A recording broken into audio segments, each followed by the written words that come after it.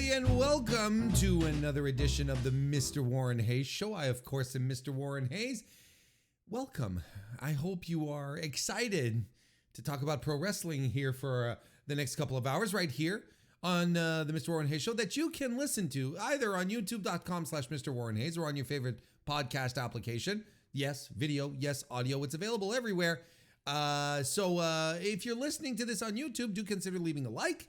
If it's the first time you pop up here, a subscription would be real swell. That helps out a lot and helps grow the podcast, just like 5-star reviews on Apple Podcasts and 5-star ratings on Spotify do as well. So it's another good week of pro wrestling, right? We've got a lot of stuff to talk about. We talk about a lot of this pro wrestling stuff on the Mr. Warren Hayes Show Discord. The link is in the description if you'd like to join and, get the hell off of X, formerly Twitter, and join a community of like-minded people. We would love to have you there.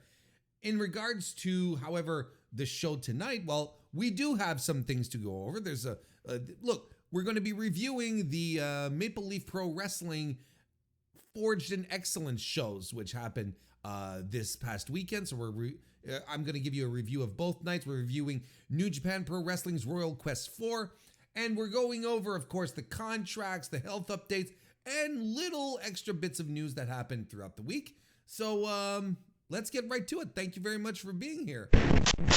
Let's just recontextualize everything before we get too far. Yesterday, October 24, 2024, of course, we're recording this on the 22nd. Samantha Irvin announced her departure from WWE. This is from, of course, the Figure 4 online website. The popular in-ring announcer posted a message to social media on Monday revealing the news. Irvin had been with the company since April 2021. While Irvin did not reveal what she plans to do next in her career, she told fans to, quote-unquote, stay tuned. She wrote a big thing. We're not going to reread it. We read it over. We read it yesterday. She wrote a substantial Twitter post thanking everyone, the women's locker room, the crew and cameramen, WWE superstars past and present. But she also specifically thanked Paul Heyman, Michael Hayes, Michael Cole, Road Dogg, Scarred Armstrong, Gabe Sapolsky, George Carroll, Triple H, Mark Henry. Those are people that she specifically thanked. And then she went to thank the coaches, the producers, medical, writers, talent relations, etc., etc. Like she basically paintbrushed. Thank you, everyone who has a job at WWE. You helped mine be so much better, kind of thing. And it's like, all right. So this obviously took a lot of people by surprise because I think it's difficult to argue that Samantha Irvin is a popular figure amongst WWE fans, and one of the things that stands out to me the most was this impassioned reaction by fans and people who also cover the business in general. Outright calling her one of the greatest to ever do it, right? Outright, someone who's been doing this for 3 years, saying that she's one of the greatest, announcers in the history of WWE, and I thought, look, she's been in here, she's been doing this for 3 years, right? And she's been doing this for 3 years. And Samantha Irvin, I'm not confronted with her on a weekly basis because, as many of you know, I don't watch the weekly WWE programming. But when it's time for the PLEs, for the big shows, then I'm a little more tuned in. She sometimes just gets on my nerves kind of thing, but eventually sort of dies off, right? And then it's like, or I zone her out, and to me, it's not that big a deal. It's not that big a deal because, again, like I said, I feel like ring announcers in general in pro wrestling are absolutely part of the most disposable. They're in the most disposable container for talent you can probably have, right? They don't contribute like pro wrestlers do. They're not as significant to communicating the product and stories and whatnot than the actual broadcast announce team. Their job is to come in and just announce names and announce winners, and that's pretty much it, right? And I'm not trying to downplay the job, because I think to do it well, you need to have a certain skill set. You need a certain amount of training. And I would be lying if I said she came off as a, I would be lying if I were saying that she didn't know what she was doing. So she's green or whatever, because she's not. She clearly has training and knowledge. She knows what she's doing, even though I don't think she's all that great at it. I think eventually she could have, or she still can, grow into something bigger if she decides to pursue this line of work, of course. But ultimately what happened is that she started filming herself at ringside and doing little TikToks and getting real excited and being shook, at reactions, at things happening in the ring, and then people really gravitated to that. The WWE fans ended up loving it, and it went really cuckoo bonkers for her. So she became like this larger bit of the show, when she is someone who needs, when ring announcers in general need to disappear until it's time to hear their voice, and their voice signals something, right? So regardless of that, she got herself over and developed the following doing that. If we continue down this path, I don't quite understand, again, the levels of, I don't understand the levels of sobbing and, oh my God, this was, because I've seen people say, oh, what a blow to WWE. Like, you'd swear Roman Reigns had just decided to leave the company. That's how people were reacting. And like, it came across to me. You'd swear like this was a complete blow, and this is someone who was unable to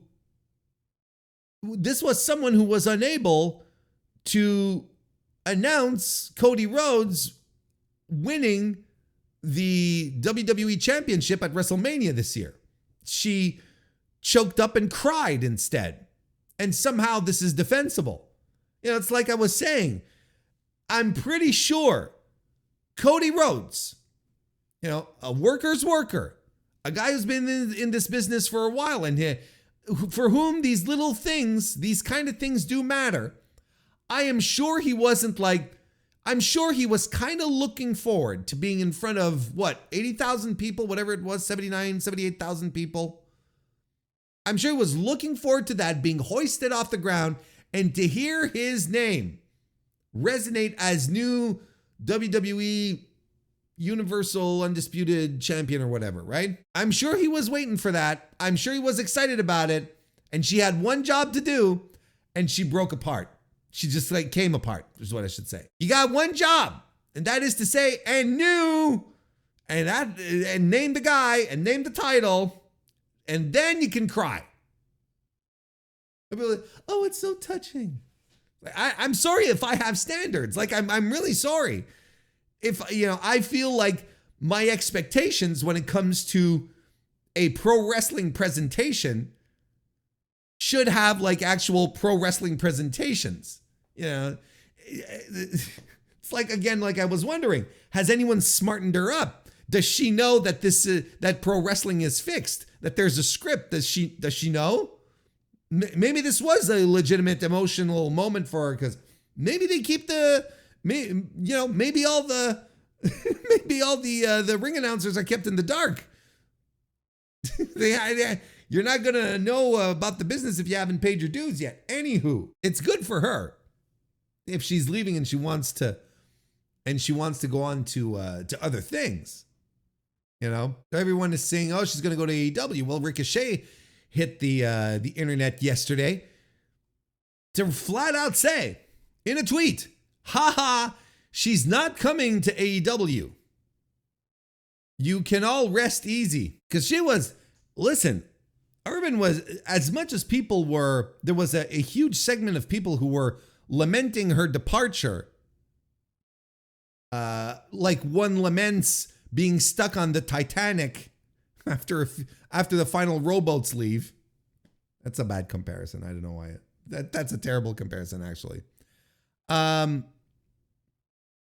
He said, but people were saying, on top of the cries for her to stay, they were saying, hey, you know what? Some people were calling her a traitor, just straight out. So, oh, she's a traitor. Because of course, this is the sensible thing to do, right? Someone decides to move on with their career. They're trying to see if they can have bigger, better opportunities elsewhere. So it becomes a team thing. It becomes a team sport. Then it's like you're a traitor, etc., etc. So I'm pretty sure that old Richard O'Shea jumped on the Twitter thing and just said, no, she's not coming. Leave us alone. Stop it. Leave my girlfriend alone, my fiance alone. Leave her alone. Okay, we're good now. That's like, all right. And I think it's a fair assessment, right? I think it's fair. Well, we got another report here today that came in from Mike Johnson over at that came in yesterday, late last night, as Raw was finishing up. Because here's the thing, do I have that? Well, I do have it on the board, but because after Samantha Irvin announced that she was gone, you had WWE say that. Well, I don't know if they announced it or if it was leaked but they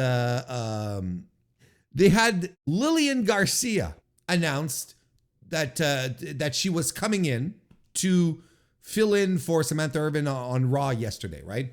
So you know, so okay, they're bringing in a familiar face and everything is fine, and you know, it's good, it's all gonna be okay.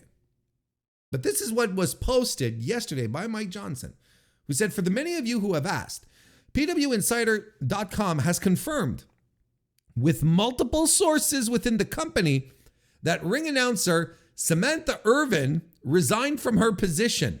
Irvin quit the company.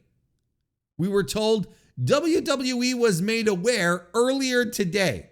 So Mike Johnson comes out swinging, saying, no. She left today. No one was expecting it. She walked up and said, I quit. Well, how do you think this news was received by the WWE universe? The traitor clan got quite emboldened, let me tell you. This was put out despite the fact that WWE basically said, yeah, hey, by the way, Lillian Garcia is going to be here tonight to do the honors. It's fine. As if they just had Lillian Garcia like tucked away in the back of a production truck. She just, you know, going up and down the road. And then it's like, well, Irvin's gone. Roll out Garcia. Yeah, and they put her on a little cart and they wheel her over, right? I don't know how anyone even thought that this was remotely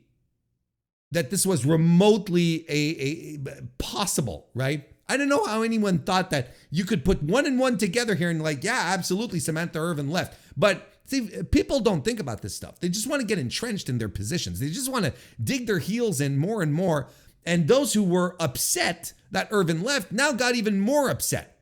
And this muddied the waters and made her come across as, unprofessional. Then here's the thing, is that Samantha Irvin hits Twitter and says, she quote tweets this report from PW Insider with a little asterisk next to, a little asterisk saying months instead of, whatever the tweet said. Hours before the show, I believe, was the tweet, right? But she did the little asterisk thing in her reply, writing months instead of hours, because of course that makes a lot more sense. And then if that's not enough, well, guess who you had today on Wrestling Observer Radio talking about Samantha Irvin and giving us some more background as to why she left. Because Samantha Irvin and WWE could not come to terms on outside projects. Oh, Irvin, who had been with the company since 2021, announced her departure before Monday's episode of Raw in Philadelphia. Lillian Garcia returned and replaced her as ring announcer on the show. Our Dave Meltzer and Brian Alvarez discussed her decision to leave WWE on today's edition of Wrestling Observer Radio. This was today, October 22nd, noting that she is looking to focus more on her music and could not come to terms with WWE on outside projects. She's actually been thinking about it for a year, Meltzer said on the show. She's got some outside projects she wants to do. Apparently, she couldn't come to terms with how it worked with WWE, and off she goes, Alvarez added. She wants to be a singer. I mean, she is a singer. It's such a Dave. What a great Dave quote. She wants to be a singer. I mean, she is a singer. She wants to be a singer. I mean, she is a singer. She also plays the flute, but wants to get more involved in her music. It's just something she's been talking about for a long, long time and finally pulled the trigger on it, Meltzer continued. It was noted that Lillian Garcia left WWE in 2009 to focus on her music career as well before returning to the company in 2011. That's not a good portend. That's a very bad omen. That's a very that's actually kind of mean. So yeah, this is the quote that she corrected, the tweet that she corrected. So, you know what this is essentially? The thing that now makes this story that I find really interesting, because I didn't think Samantha Irvin leaving WWE was really all that interesting. It's just like contract stuff, let's move along kind of thing. I thought the reaction to it was baffling, but okay, whatever. But now it's interesting. Now it's a story, because then afterwards, Mike Johnson, if we go back to his article, his blurb, I don't know if you call this an article, updated at 8:30 a.m. Right? Because the wrong one here. The news dropped from Figure 4 Online at 5:41 a.m. So Johnson woke up, saw the thing, made some calls. It's like, what the hell, man? You guys told me she left during the day. Well, listen, PW Insider is told that a very tiny group within WWE were aware prior to yesterday the departure was likely coming. Oh, isn't that interesting that was left out yesterday? The vast majority of the company learned yesterday. Oh, well, isn't that something? And yet, your sources, apparently vetted, probably did your double checking here, right? Mike, they all told you, oh, she left today. The word going around many at Raw was that Irvin had resigned today. So basically, he's not, he's not correcting himself, right? He's not correcting himself at this point. He's just saying, oh, well, I was told this by a group of people, but then today this group of people told me something different. It's just most people yesterday thought she had gone today, right? So isn't that interesting that the news that Mike Johnson received basically was news that painted Samantha Irvin in a bad light? Isn't that interesting? Now, where have I seen this before?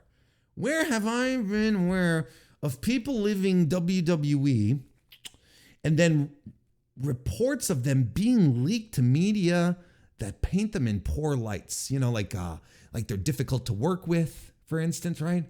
I wonder, it's almost as if WWE themselves were putting this news out. I mean,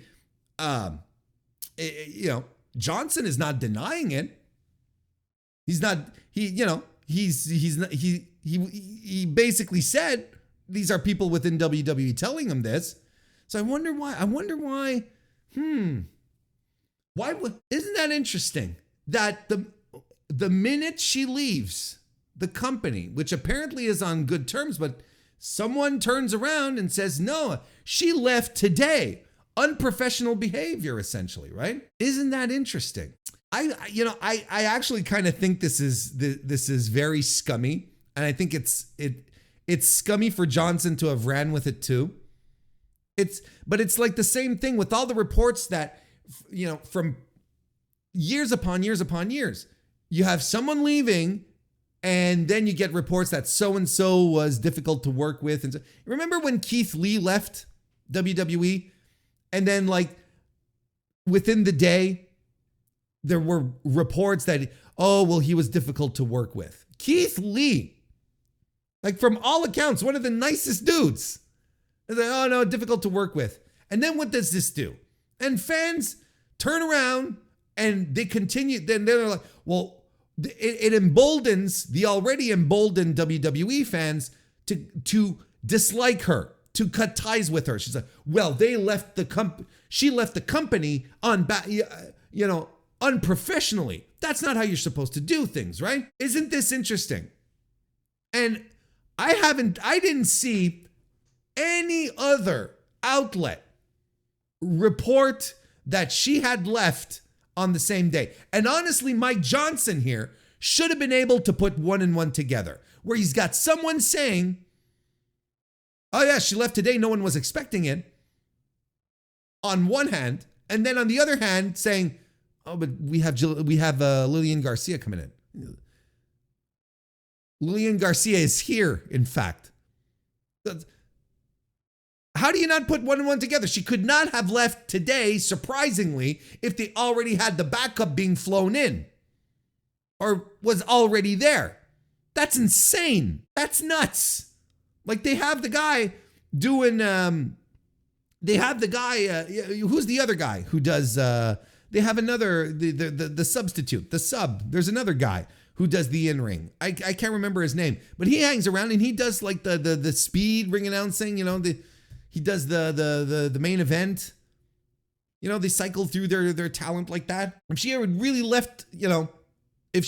left, by surprise, they would have just pulled this guy out. It was like, okay, well, you're on duty tonight, right?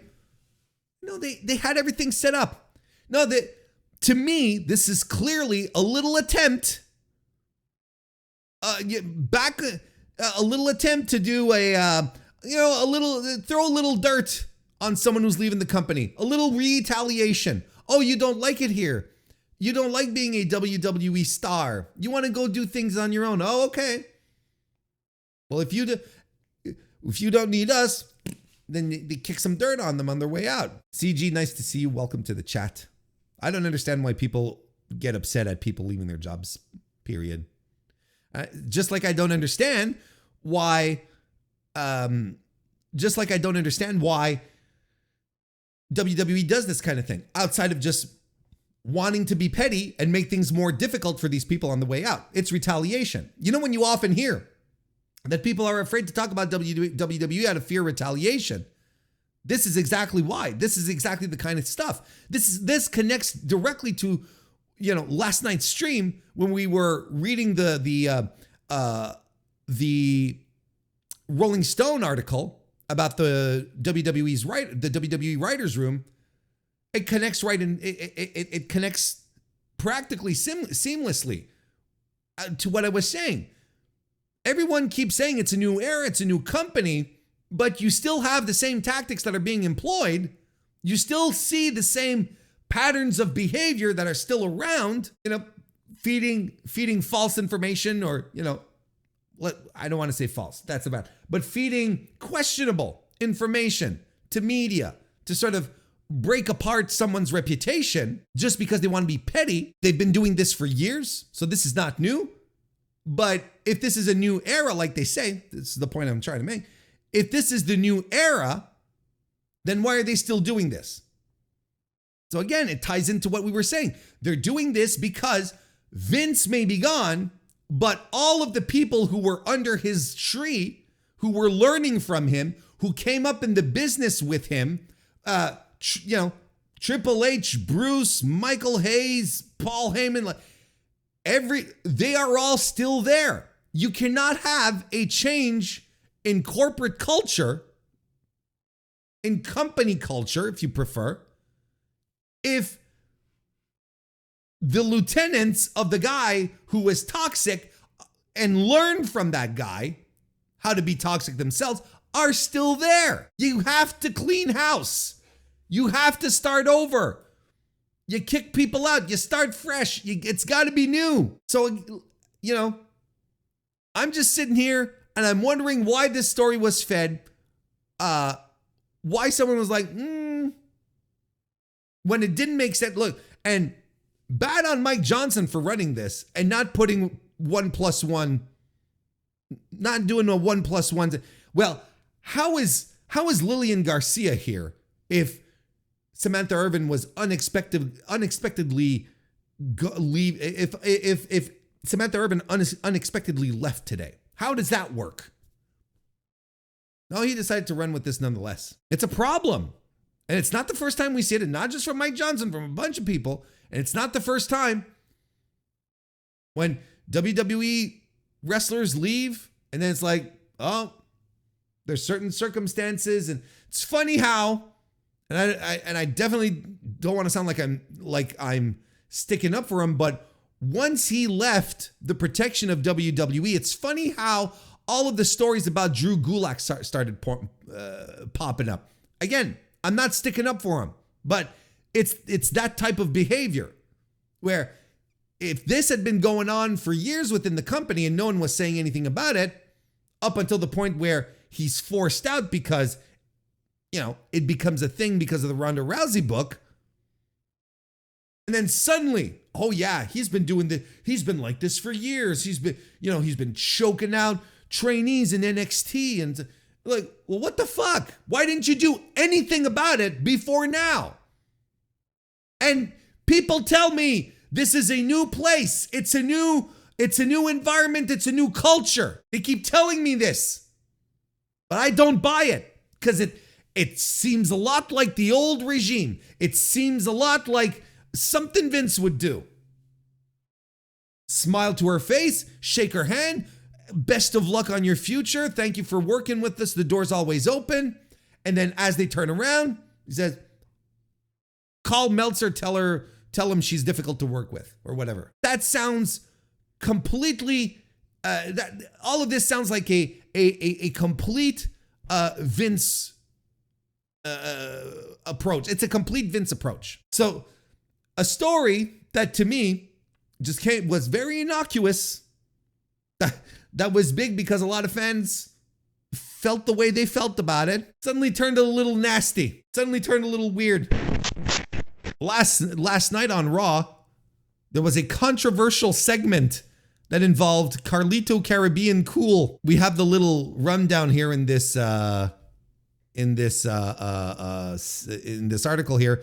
During a segment involving Adam Pearce and Damage Control, Carlito said, "I got to learn Chinese," as Io Sky and Kairi Sane, both of whom are Japanese, walked out of frame. The line has since been edited out of digital clips on social media. Fightful Select reported on Tuesday that the line was not scripted and that some in WWE were unhappy it was said. Brian Alvarez has since confirmed the news, writing, "Confirmed from multiple sources that the Carlito Chinese line was an ad-lib," to his subscribers on X. So if you haven't seen the clip, I suggest you hit up the Twitter to check it out, because I am not playing WWE content on stream. That's the best way to just get struck down completely. Now, I watched the clip, right? It's one of these things. It's one of these things where people who are defending it saying, "Oh, it's just a joke. It's just a joke," right? But a lot of these jokes in these circumstances, these people get a little hot. They get a little not hot. They get a little off track, is what I'm trying to say, and they forget that a joke is supposed to be funny. They forget that there's supposed to be a punchline. You know, we're not just sitting around. You know, you're not just sitting around on the couch, hanging out with the boys, playing some Mario Kart or whatever. You know, and then you're dropping jokes that just make the three of you laugh. That don't necessarily have to have a setup, a delivery, and a punchline. But when you're watching scripted entertainment, God, they love to tell us, they have the writers.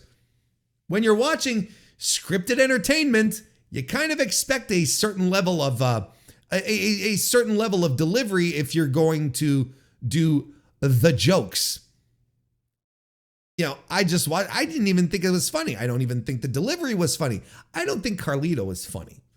I don't think there was anything really to this outside of the fact that it's a very weird thing to say, and I can appreciate everyone getting into their feelings about this, right? Now, do I think that the intent was to be racist? No. I think it was a line delivered to show that Carlito Caribbean Cool, the character, is a moron. He's a bit of an idiot. He doesn't know the difference between Japanese people and Chinese people, and he's a dope. He's just a big old dummy, and that's what I think the line was. It was just poorly executed, so it came across as not a joke. It just came across as this guy saying a line, and it's bad. It's a bad thing to say. You shouldn't be saying that, Carlito. And we talked about it a little bit on Blue Sky today. By the way, follow me on Blue Sky. We were talking a little about it today, and I believe with DJ Convoy, who's here as well. Nice to see you. I don't think I said hello, right? And Convoy and I were talking, and I think the line was ad-libbed. I know that like King of the North points out, Chris Legentil, there he goes, sending out the press releases saying, oh no, we are distancing ourselves from this. It was an ad-lib. This absolutely was not scripted. And you know what? I would buy at the same time that this was scripted. Absolutely 100%. But I don't think it was. The way it was delivered, again, the way it didn't fit in the usual way WWE presents itself, or presents its skits and its bits. You would have had, more of a zoom in, right? There was more of a zoom in on Carlito's face. There would have been, maybe not a zoom in onto his face, but we would have got the angle would have shifted a bit. He would have been more in position than sort of being between two things. Like, it felt a little wonky for a WWE segment where everything is so calculated and precise and meticulous, and you stand here like this, turn this way, look that way, kind of thing. It really felt like he just decided to say, hey, you remember Stone Cold Steve Austin when he ad-libbed his promo? I can do that too. I think that's the intention that was delivered here. I didn't care for it. I think it was dumb. I think at the same time I think it makes a lot of sense if people are calling this racist, because WWE has a terrible history with racism.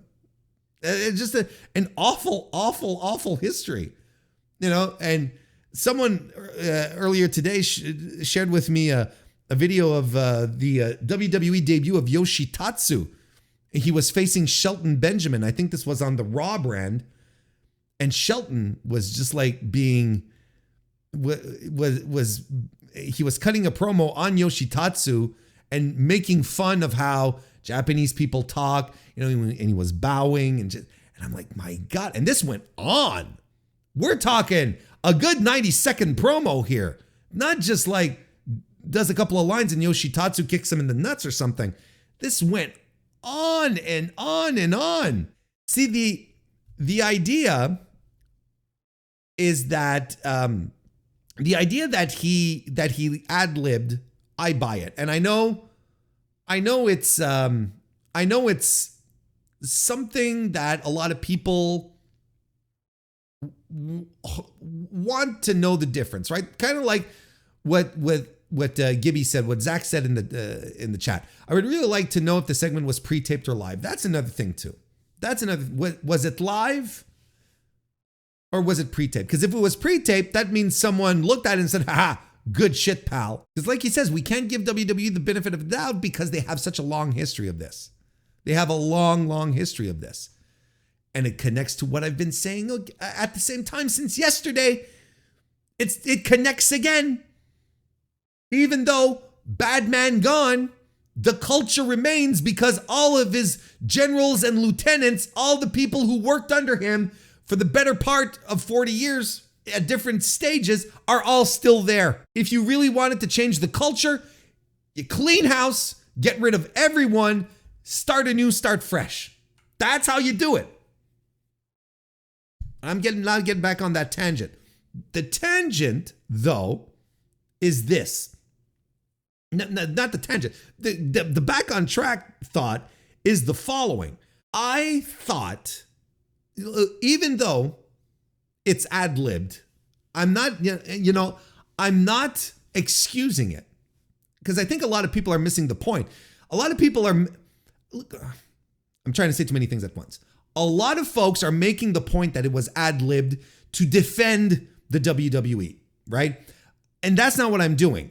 I'm saying that it's ad-libbed, and I'm saying that it's ad-libbed, but in the following context, that it's weird to me that someone would feel comfortable just in an environment where saying that kind of thing as an off-the-cuff quip, little off-the-cuff remark is completely natural, right? That to me is a little weird. And that's, it makes the ad lib, when you look at the ad lib in that context, suddenly the ad lib defense is, it ain't that great either. You're kind of looking back on this and you're like, oh, come on. It's not exactly great either. If Carlito felt like, hey, this is a funny thing that we can say, well, you can continue to imagine what kind of weird backstage environment there is here. It's so weird to me. It's so weird. It's a very strange comment. Now, of course, everyone's expecting something to happen. A reprimand? Look, if he ad-libbed and this was not on the, if this was ad-libbed, if this was not script, if this was not pre-taped, then there should be a repercussion, right? There should be some form of punishment. People are saying he should outright be fired. It's Carlito Caribbean cool. Who cares? Who cares? What is the value in this guy in WWE in 2024 of all things?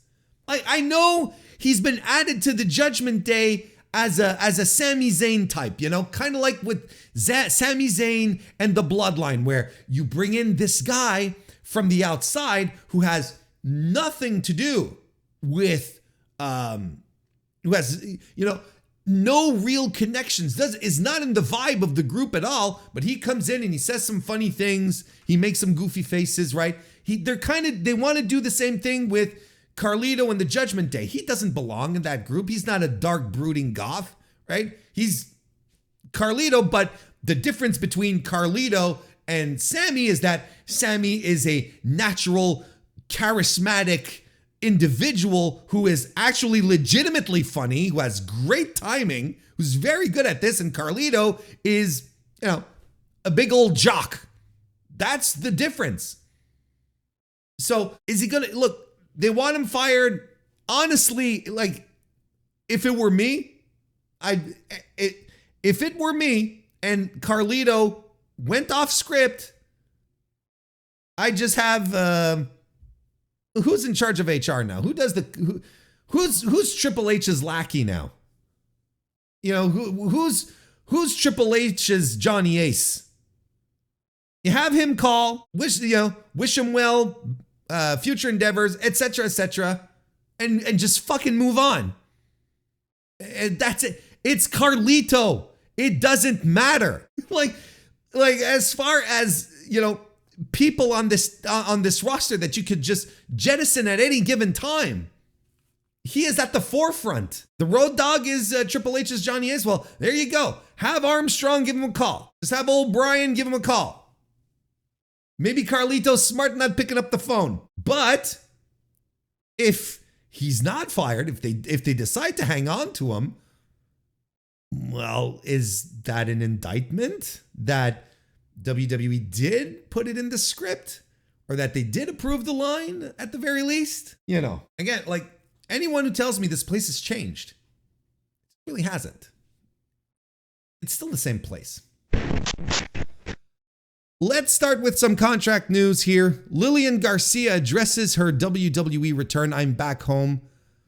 She is back in WWE for another stint following Samantha Irvin's departure from the company. Garcia returned to WWE last night. We're recording this on Tuesday, of course. So on Monday, the October 21st show, Garcia returned as the new ring announcer for Raw. It's a very familiar role for Garcia, who started her career in WWE more than 2 decades ago.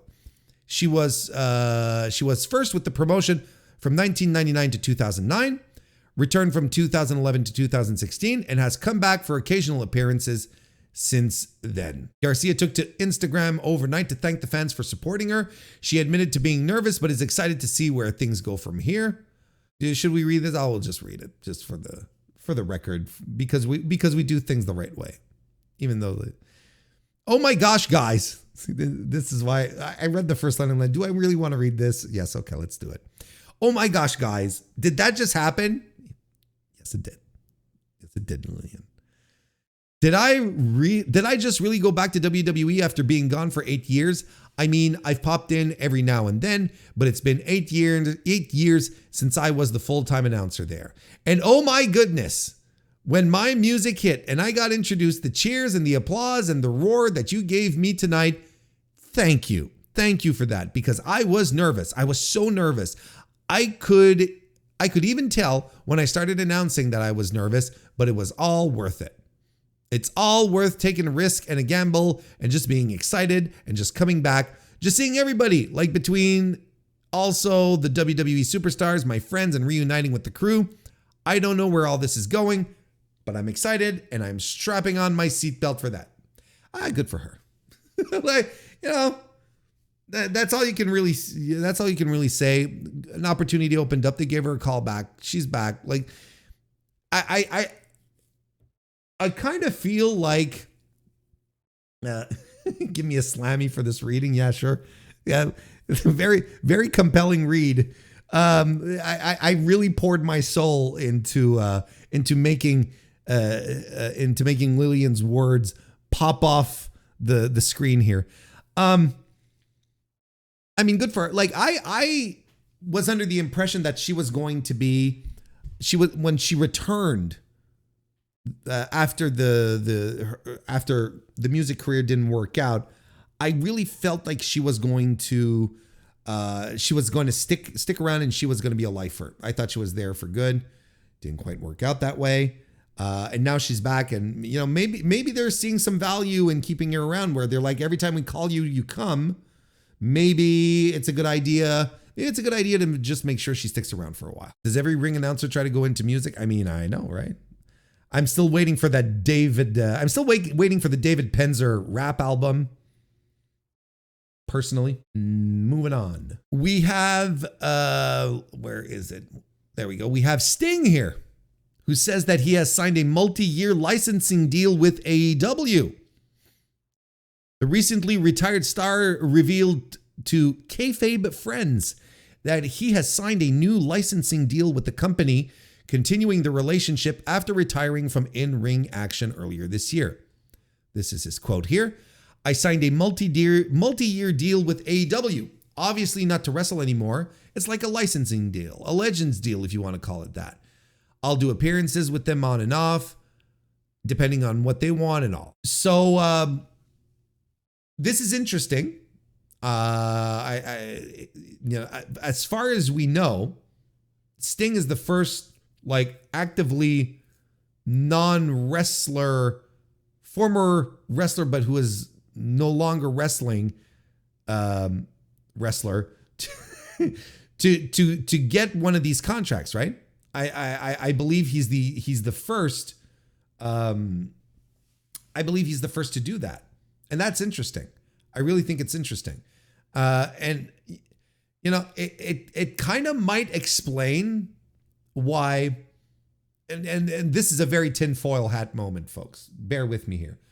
But it may also explain why suddenly there was an explosion of WWE hiring talent, right? To not hiring talent, but hiring legends, right? They paraded like half a dozen of them at the Bad Blood pay-per-view, right? PLE.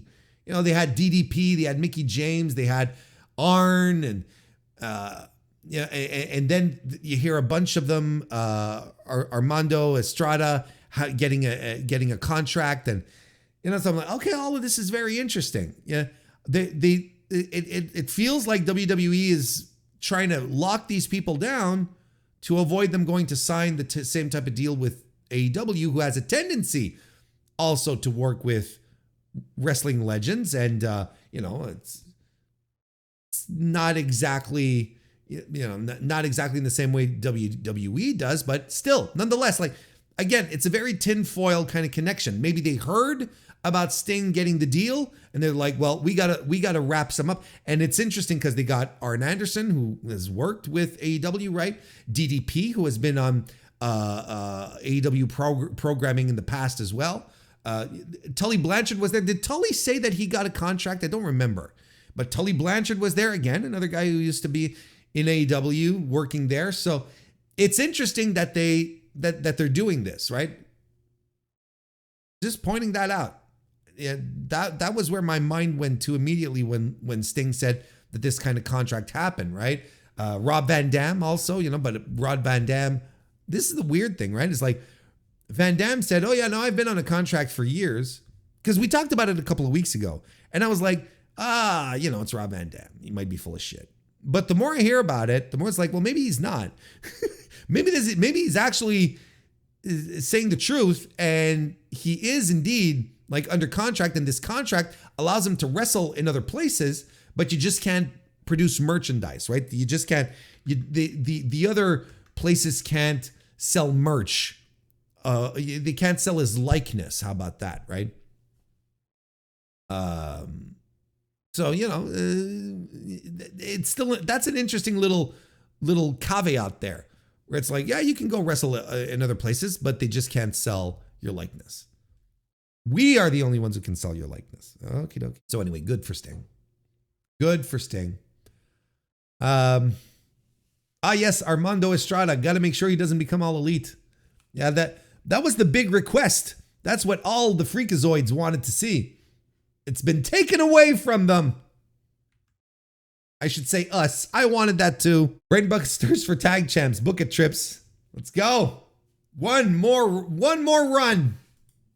One more run. Although it was pretty clear and heavily rumored, AEW nonetheless this past week officially announced that Shelton Benjamin has signed with the company. On the night the 20+ year veteran made his in-ring AEW debut, Tony Khan announced in a social media post that Shelton Benjamin has officially signed with the promotion. He got the tweet and the graphic there. Benjamin was victorious over Lio Rush in his Dynamite debut. A great match for Benjamin. Looked like $1 million. That was so good. Just fantastic. Benjamin was victorious over Lio Rush on his Dynamite debut on Wednesday alongside MVP, who made his debut as a manager at Dynamite Grand Slam last month. Benjamin was introduced as an associate of MVP on the October 2 Dynamite in his official debut for the company. Since their introduction, MVP and Benjamin have passed out business cards and are attempting to recruit talent, including former AEW champion Swerve Strickland, who turned down MVP at Wrestle Dream to stay loyal to his manager, Prince Nana. Look, I thought Shelton looked like $1 million, and he had the opponent to make him look like $1 million, and it was tremendous. It was a great debut for him. I thought all the right notes were hit. It was good, and good for Shelton. Good for Shelton to come in, get some more, get another bag. I mean, whatever happens here, it'll probably be a little more glorious than whatever WWE would have had planned or not planned for him, we should say. Yeah. Any chance we see Charlie Haas and a reunion of World's Greatest Tag Team? I think we're way past that. I think the people want the Hurt Business. That's what they want. And is Charlie Haas still wrestling? That's a good question. Is Charlie Haas even? I think he is. I think he did some matches last year, which were of interest, if I'm not mistaken. See, he hasn't done anything this year. He did Warriors of Wrestling in 2023. That's where I remember it. He worked a couple of prestige shows. There's the one. This is what I was attempting to recall. Where he wrestled for the prestige title, losing to Alex Shelley, and he fought Rocky Romero, Daniel Makabe. That's something. And Ethan HD over there, one of the West Coast guys. Fairly short matches, except for the Rocky one. Where'd he wrestle in Canada? Epic Pro Wrestling Port City Invasion in St. John, New Brunswick. He lost to Wesley Pipes. Oh, he had an appearance in Impact Wrestling, where he lost to Josh Alexander. Showed up in Black Label Pro, where he lost to Effie. So he had a little stint there on the indies, but as you can tell, I mean, he's not exactly a full-timer anymore. And I think that's okay. I think that's fine. I think that's all right. Next on the contract list. Well, it's official. It's done. Speculated for a long time, but the Motor City Machine Guns are officially in WWE. In a segment posted online last Friday, therefore the 18th of October, Chris Sabin and Alex Shelley officially signed their SmackDown contracts, handing them to Nick Aldis. The SmackDown general manager told them that while they were originally set to face Los Garza, Friday's match would now be a triple threat match, also involving former champions A-Town Down Under. Of course, Grayson Waller and Austin Theory. Anyway, vignettes had been aired. I don't care about the booking here. Vignettes had been airing for the last few weeks, teasing a new team that also featured images of Detroit, Michigan, as well as fast cars. Last week's video showed the initials MCMG and teased they would arrive next week.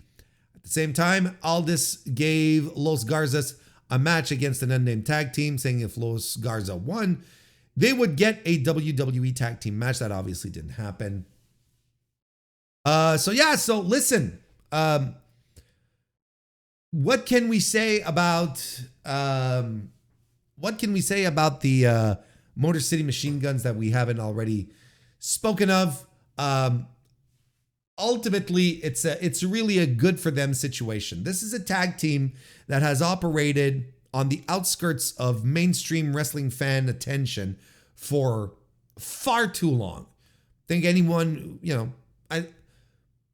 hardcores knew who they were, absolutely know who Alex Shelley and Chris Sabin are. And if not because of the tag team, the singles runs as well. Two extremely talented guys who are, in their 40s, And, they're probably at a point where they're like, man, wouldn't it be great to get some of those incredible amounts of money that WWE is just sitting on right now? They're probably at a point where they're like, look, we don't necessarily want to go out and run, indie matches, indie style. They don't want to do PWG all the time anymore. Their bodies are probably slowing down, which is normal, like all normal things. And they're like, well, let's just go, let's do this. And I'm sure they were offered gobs of money, and good for them. Sucks for me because I will not be seeing them wrestle on the reg anymore. So, that, sucks for me as a fan, but, I don't know that. I've seen some thoughts about, is this finally WWE getting serious about their tag team division? I'm like, well, it could very well be, right? Don't they have? I think they have a match against DIY this week, which I'm like, oh, that actually has a lot of potential. That could be a lot of fun. Maybe there's a new push here. Maybe they just wanted to grab them so that AEW didn't grab them, which is fine too. It's like that. That's what the free agency market is about and is for. And I'm convinced that Shelley and Sabin, they just like completely, they went so incredibly strong on putting AEW and WWE against each other and get into a bidding war, that they probably got a tremendous bag, and good for them.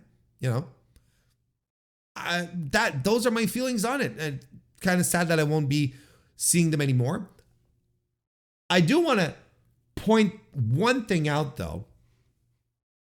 And I may go back to cage match here for a second. Bear with me. But when they debuted on Friday, I watched the debut because I was curious. I wanted to see, I wanted to see the debut of the boys, right? When they debuted, there was no reaction from the audience, from the live audience. There was like no one knew who they were. They debuted like in Alabama or something. Why is this link not working? They debuted in Alabama or something, right? Motor City Machine Guns. Was this it? Was that the debut, or was it the week before? I'm confused now. No, that was it, right? That was it. The point is that you see the clip, you watch the clip, and everyone's just standing around and staring, and they are piping in the cheers like something fierce, right? And they're piping in the cheers when it pans. Then you get the wide shots and you see the audience and everyone's just standing or sitting and no one's like clapping and going, yeah. Then you're like, okay, this is all fabricated. No one knew who they were. Now, it just leads me to believe, was this the best place to debut them? If you had debuted these guys in the Midwest, in the Northeast, place would have come unglued, because these are places that knew who they were. Maybe the South wasn't that great of an idea. That's all I'm saying. I'm not going to advocate for this being, a failure, and WWE fans are never going to appreciate them and so on and so forth. But they definitely could have been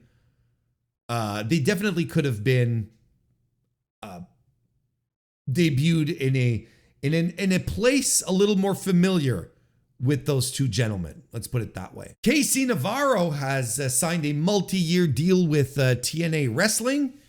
He announced on October 17 that he's signed with TNA. He's regularly competed with the company in 2024, teaming with AJ Francis.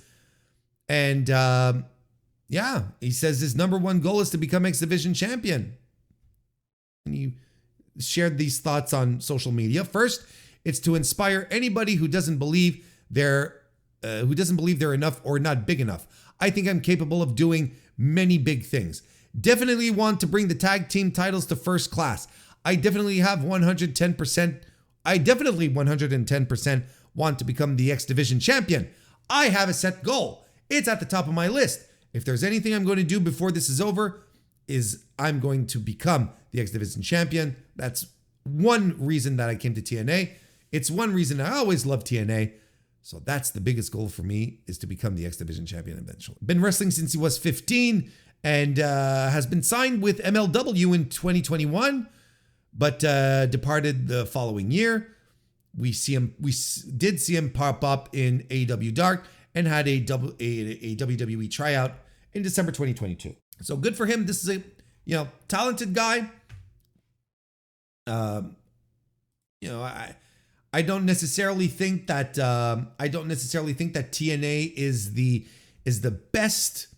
Excuse me. I don't think that MLW is necessarily the best environment to get exposure, to really get some shine. I mean, he worked hard. He's been trying stuff out. He's been trying to get noticed. Good for him if he was able to land a spot on TNA.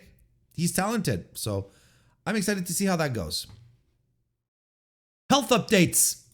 Let's get a health update on Bryan Danielson. In the Observer last Friday, Dave Meltzer reported that Danielson will be having an MRI to decide if he needs neck surgery. This is what Dave wrote. As far as what happens with Danielson involves the state of his neck. He is going to have an MRI done to see the damage. He had an MRI done not too long ago, and it showed damage all the way down his neck. What happens next depends on if the level of damage is the same as it was, or if it has worsened, and if so, by how much. The hope is that he won't need surgery and can heal up strong enough with stem cell treatment therapy. But if not, he'll have to undergo surgery. If or when he can return to the ring depends on how well all of this goes. They and he had always said regarding this match, meaning the match against Jon Moxley at WrestleDream, that it would be the end of his full-time career and not the end of his career. So, Danielson wasn't, I guess he wasn't bullshitting too hard when he was telling us in the lead up to WrestleDream that, I'm going to need, my neck is going to need surgery at some point. I'm going to need to take some time off and have some surgery by the end of the year kind of thing. That's fine. It's like, I'm like, okay, good. Because I was like, maybe he does, but he's leaning into this to make us feel things, to make us, he's falling apart. Is Danielson going to die? He was leaning into all this stuff. Because it turns out it was pretty real, which is something. So yeah, look, we can only hope that it's the best possible diagnosis that comes out with this. Hopefully he doesn't have surgery and that the stem cell treatments will work out for him. That's really the best outcome. That's really the best possible outcome. We have an update on Braun Strowman, who gave an update on his recovery. Strowman suffered a torn groin while facing Bronson Reed in a last monster standing match on the September 30th episode of Raw. While he recovers from the injury, Strowman represented WWE as an honorary starter at a NASCAR playoff race in Las Vegas over the weekend. He was interviewed by The Schmo at the race and gave an update on how he's feeling. I call my dog Schmo. I call her the Schmo. Hey, you Schmo. Are you here, Schmo? No. She's over there, and her ears cocked up. She's all over in the living room, all the way. She's lying on the couch. I called her Schmo. I call my dog the Schmo. She's the Schmo. So this is what he said here. It's unfortunate, but that's part of the thing. We know we're not signing up for water polo or ballet. See, I hate this. I hate this stuff. I especially when it comes to the ballet thing. I've said it once, but just because it's someone again in 2024 is still using this as a comparison. Ballet dancers, male ballet dancers, are some of the toughest guys I have ever met, because I have met ballet dancers. Their regimen is crazy. They work out, they dance, they check their meal plans are just insane. Like the stuff that they cannot eat. The list just goes on and on. And they're strong. They are so fucking strong. You do not want to get into a fight with a ballet dancer. You really don't. Those guys are the real deal. And we have to stop pretending that it's like this dainty thing. It's like, ooh, no one ever gets hurt. These guys, they put their bodies through incredible amounts of strain. Incredible. Both in the performances and in the workouts. So it's like, I can't speak to water polo. I don't know much about water polo, but hey, you know what? You're constantly swimming. I don't know what the deal is here, but you gotta have a hell of a cardio to do water polo. I'm sorry, Braun. Thinking that he's better than a water polo player? Hang on a second. I'm not sure. So you got to sucker it up and get her done. I've been off the last couple of weeks. I'm rehabbing. Got to head back here in a second and fly back to Orlando to our facility. Get some more rehab this week. And then the next week, we're in Hershey, Pennsylvania. And then we head over to Saudi Arabia for a big one. That's a weird wording. So he's on the rehab trail. Seems very optimistic. Hopefully he gets back on his he gets back into the swing of things soon. Steph DeLander, we had talked about her recently. She underwent neck surgery. She had it done last Thursday on the 17th, writing on social media that she now has a fresh neck. And then she shared another update on the Friday, revealing that she's now out of hospital. So that's good. Because she was injured at TNA. She was injured at TNA Victory Road last month. She tried to avoid surgery, but was told that without having fusion surgery done on her C5, C6 vertebrae, she was at risk of suffering a catastrophic neck injury. That's bonkers, actually. That could result in paralysis. Like, that's good for her for doing the smart thing. Honestly, glad the surgery went well. So she is on the road to recovery as well. Also good news. And Dalton Castle, to wrap up our health updates here. We got a little update here as well. Castle was knocked out during a match against Roderick Strong, on the July 10 AEW Collision taping. Shortly thereafter, Tony Khan announced that he would miss the remainder of 2024. However, it was later revealed that Castle was dealing with a torn biceps, which required surgery rather than a concussion. Castle appeared on a recent episode of Allison Rosen is Your New Best Friend. Is she? I have to meet her first. And said he's hoping to be back by January. Quote here from Castle: I tore my biceps, which is why I've been doing all these neat things at home. That was back in July. It was the last match I had. Just a little freak accident that happened and then it hurt. I was freaking out. The guy I was wrestling with took a cheap shot at me or just took advantage of the situation. I don't know. It sucks. It sucked because I was supposed to go hiking the next day in Calgary. I lost the match and then I lost my hiking trip and I spent every day in physical therapy. And then on the weekends I go antiquing. And how do you pronounce that? Antiquing. You know, going after antiquities. Antiques. So it's antiquing, I guess. Yeah, antiquing. That makes sense. And tweaking. What am I talking about? Antiquing. And of course, Dalton Castle goes antiquing. So that's where I find my happy place, buying old mugs. It's the most Dalton Castle thing. Castle later clarified that the injury wasn't Strong's fault, but commented that he didn't back down after. The injury wasn't his fault, but yeah, he just didn't back down after. We were friends. I thought we were friends, me and this guy. And I was like, hey, I just need a second. And he was like, nope, no timeouts. I try not to think about it too much because the time off sucks. I'm just focusing on enjoying the time and working on getting better and not watching what's going on too in wrestling to try and keep it off my mind. We're projecting at least at the end of the year, Castle said when asked about his return timeline. So I'm thinking January, I'm back. So, I mean, that's kind of consistent with a torn biceps as well. So good for him if he's on the mend. Not good for him because he was injured. That stinks. And that is contracts and health updates provided to you by the Mr. Warren Hayes Show. It is now time to talk about Maple Leaf Pro Wrestling, MLP, not My Little Pony. No. We're talking about pro wrestlers here. We're talking about the Graps and not the ongoing adventures of Rainbow Dash and Fluttershy in the kingdom of Equestria. Oh, no, I know. I know. Why do I know so much about this stuff? But yeah, this is the return of Maple Leaf Pro Wrestling as per resurrected by Scott D'Amore, who once departed TNA, decided to just set up shop and do his own thing. So establishing a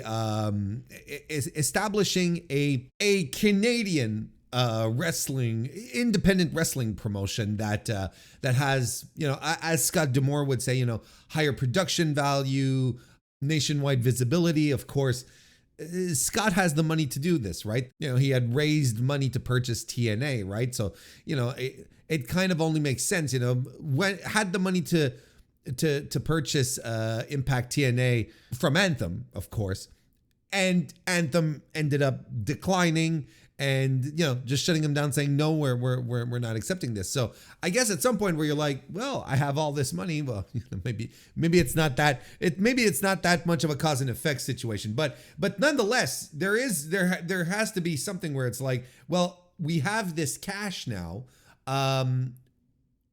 Maybe instead of trying to run after something that exists, I try and build something on my own, which is completely commendable.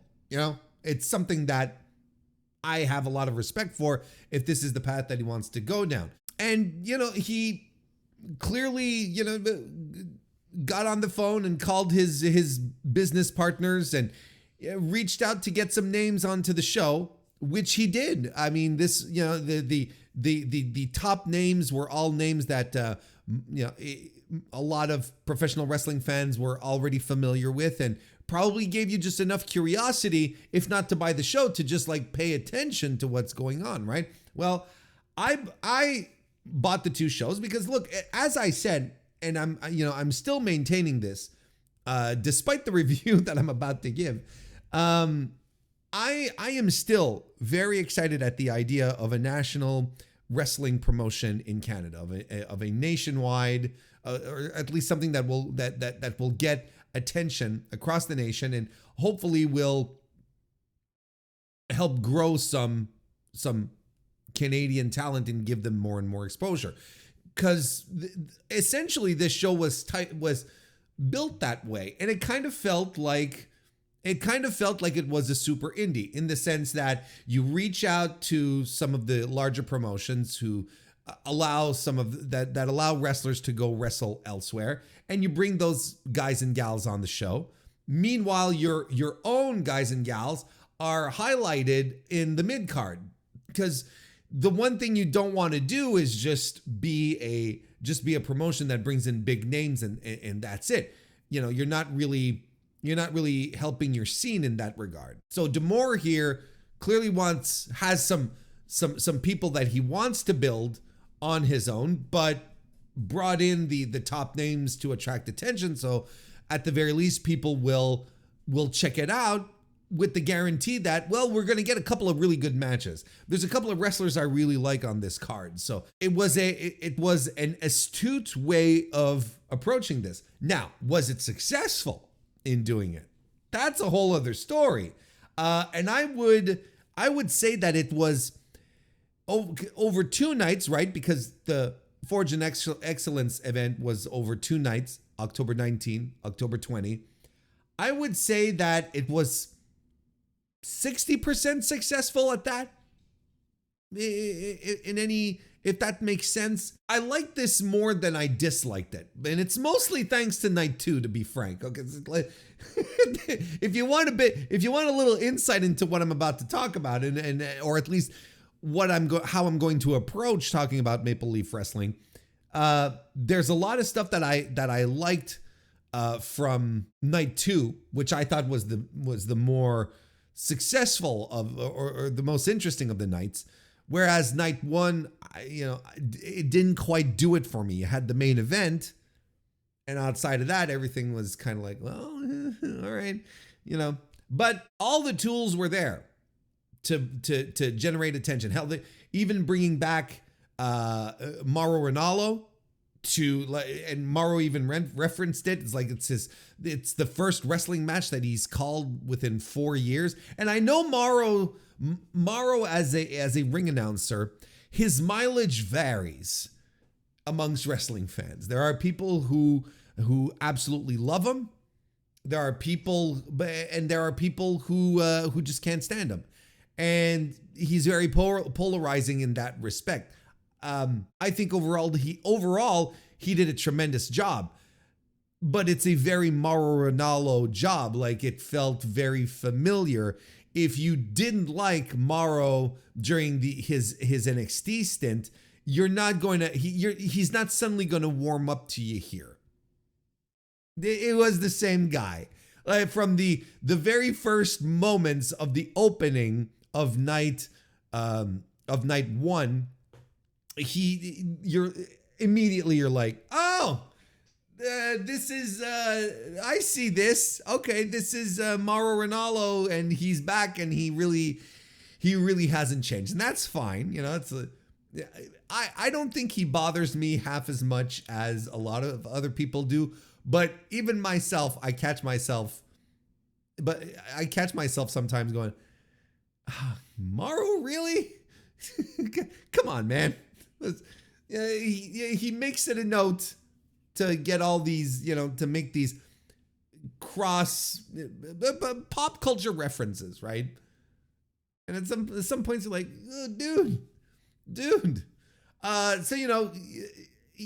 But it's still not a bad idea, because in the minds of a lot of wrestling fans, especially considering his background and what he's done in pro wrestling, Mauro is a voice you can trust. Mauro is a voice that people recognize. Kind of like bringing in Mackenzie Mitchell, recently released from WWE. She's another face that people go, oh, okay, this is what she's up to. So she wants to continue doing stuff in pro res. That's cool. They had Sam Laterna, who had a short stint as a TNA in TNA. She was brought in for as a personality, right? And she was she was brought in as the ring announcer. So I think what Mauro successfully did here, and then of course Don Callis on color commentary.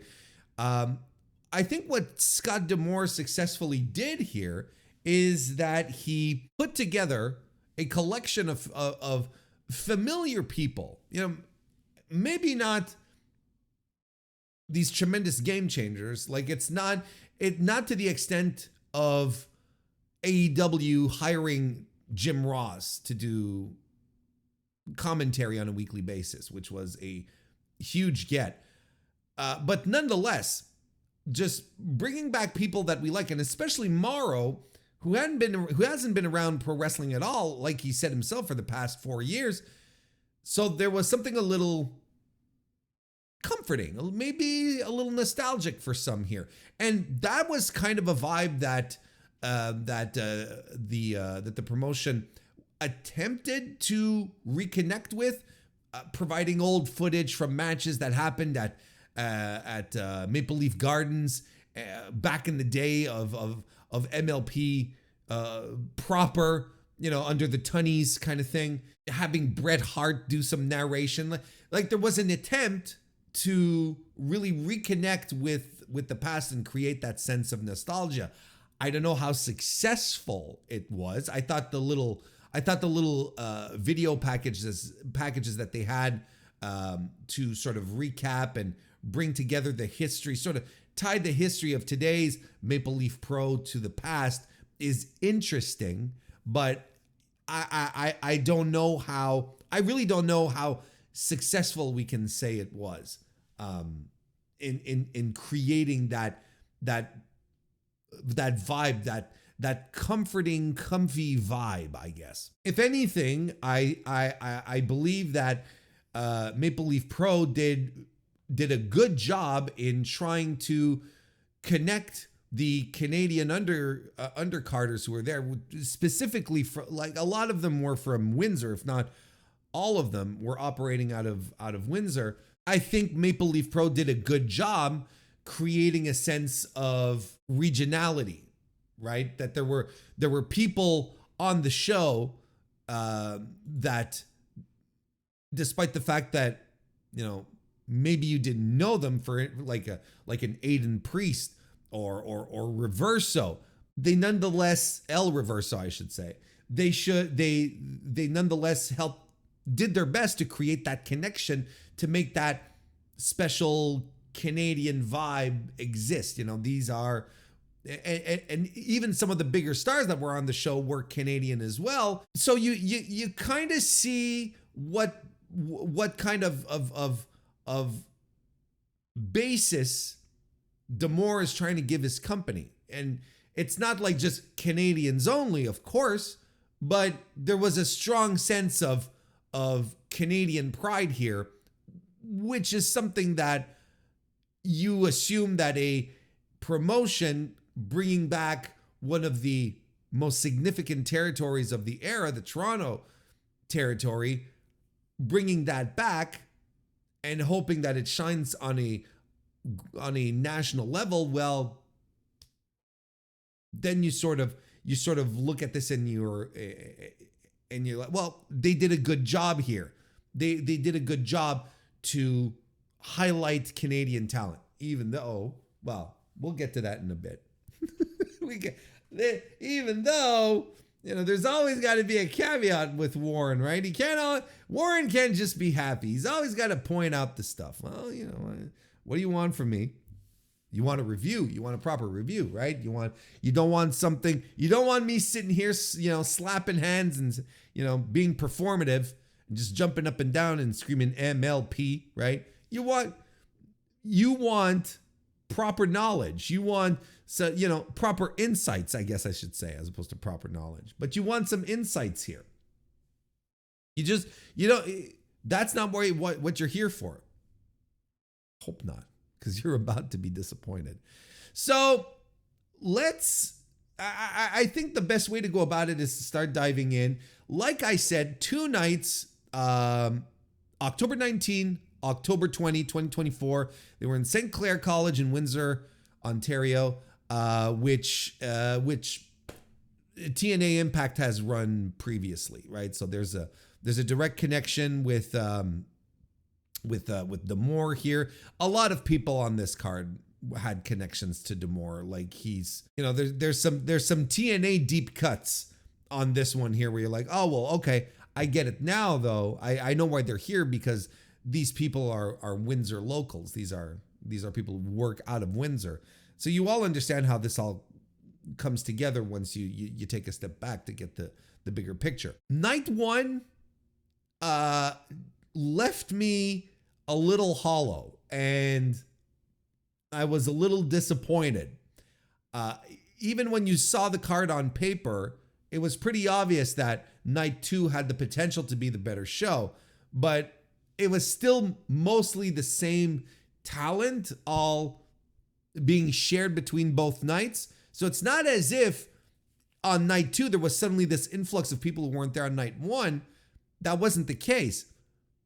But nonetheless, I ended up watching, I ended up looking at MLP night 1, and I said, oh, well, I was kind of right. The night one card is not very strong. This was not a particularly good show outside of the main event. I think the main event was tremendous, but the rest I thought it was a very middling show. And on top of that, and this goes for night 2 as well, like, I'm not sure exactly what I was expecting. I guess I went in with a clean slate. You know, I didn't set any expectations, but after the show, I was like, you know what? This is what I should have expected. This was a TNA show. It was booked and felt like an Impact TNA show. I mean, you know, it's Scott D'Amore who's behind this. So of course there's going to be it's going to have that finesse about it. But maybe this can also be an issue, right? I'm not going to hold an independent pro wrestling company that isn't going to be is not going to be broadcast nationwide, at least not from what we understand. We're not quite sure what Scott's plans are exactly. I'm not going to hold them to the same standards of AEW, and when I do the reviews for AEW and I keep clamoring, demanding, hoping that AEW does things differently than WWE.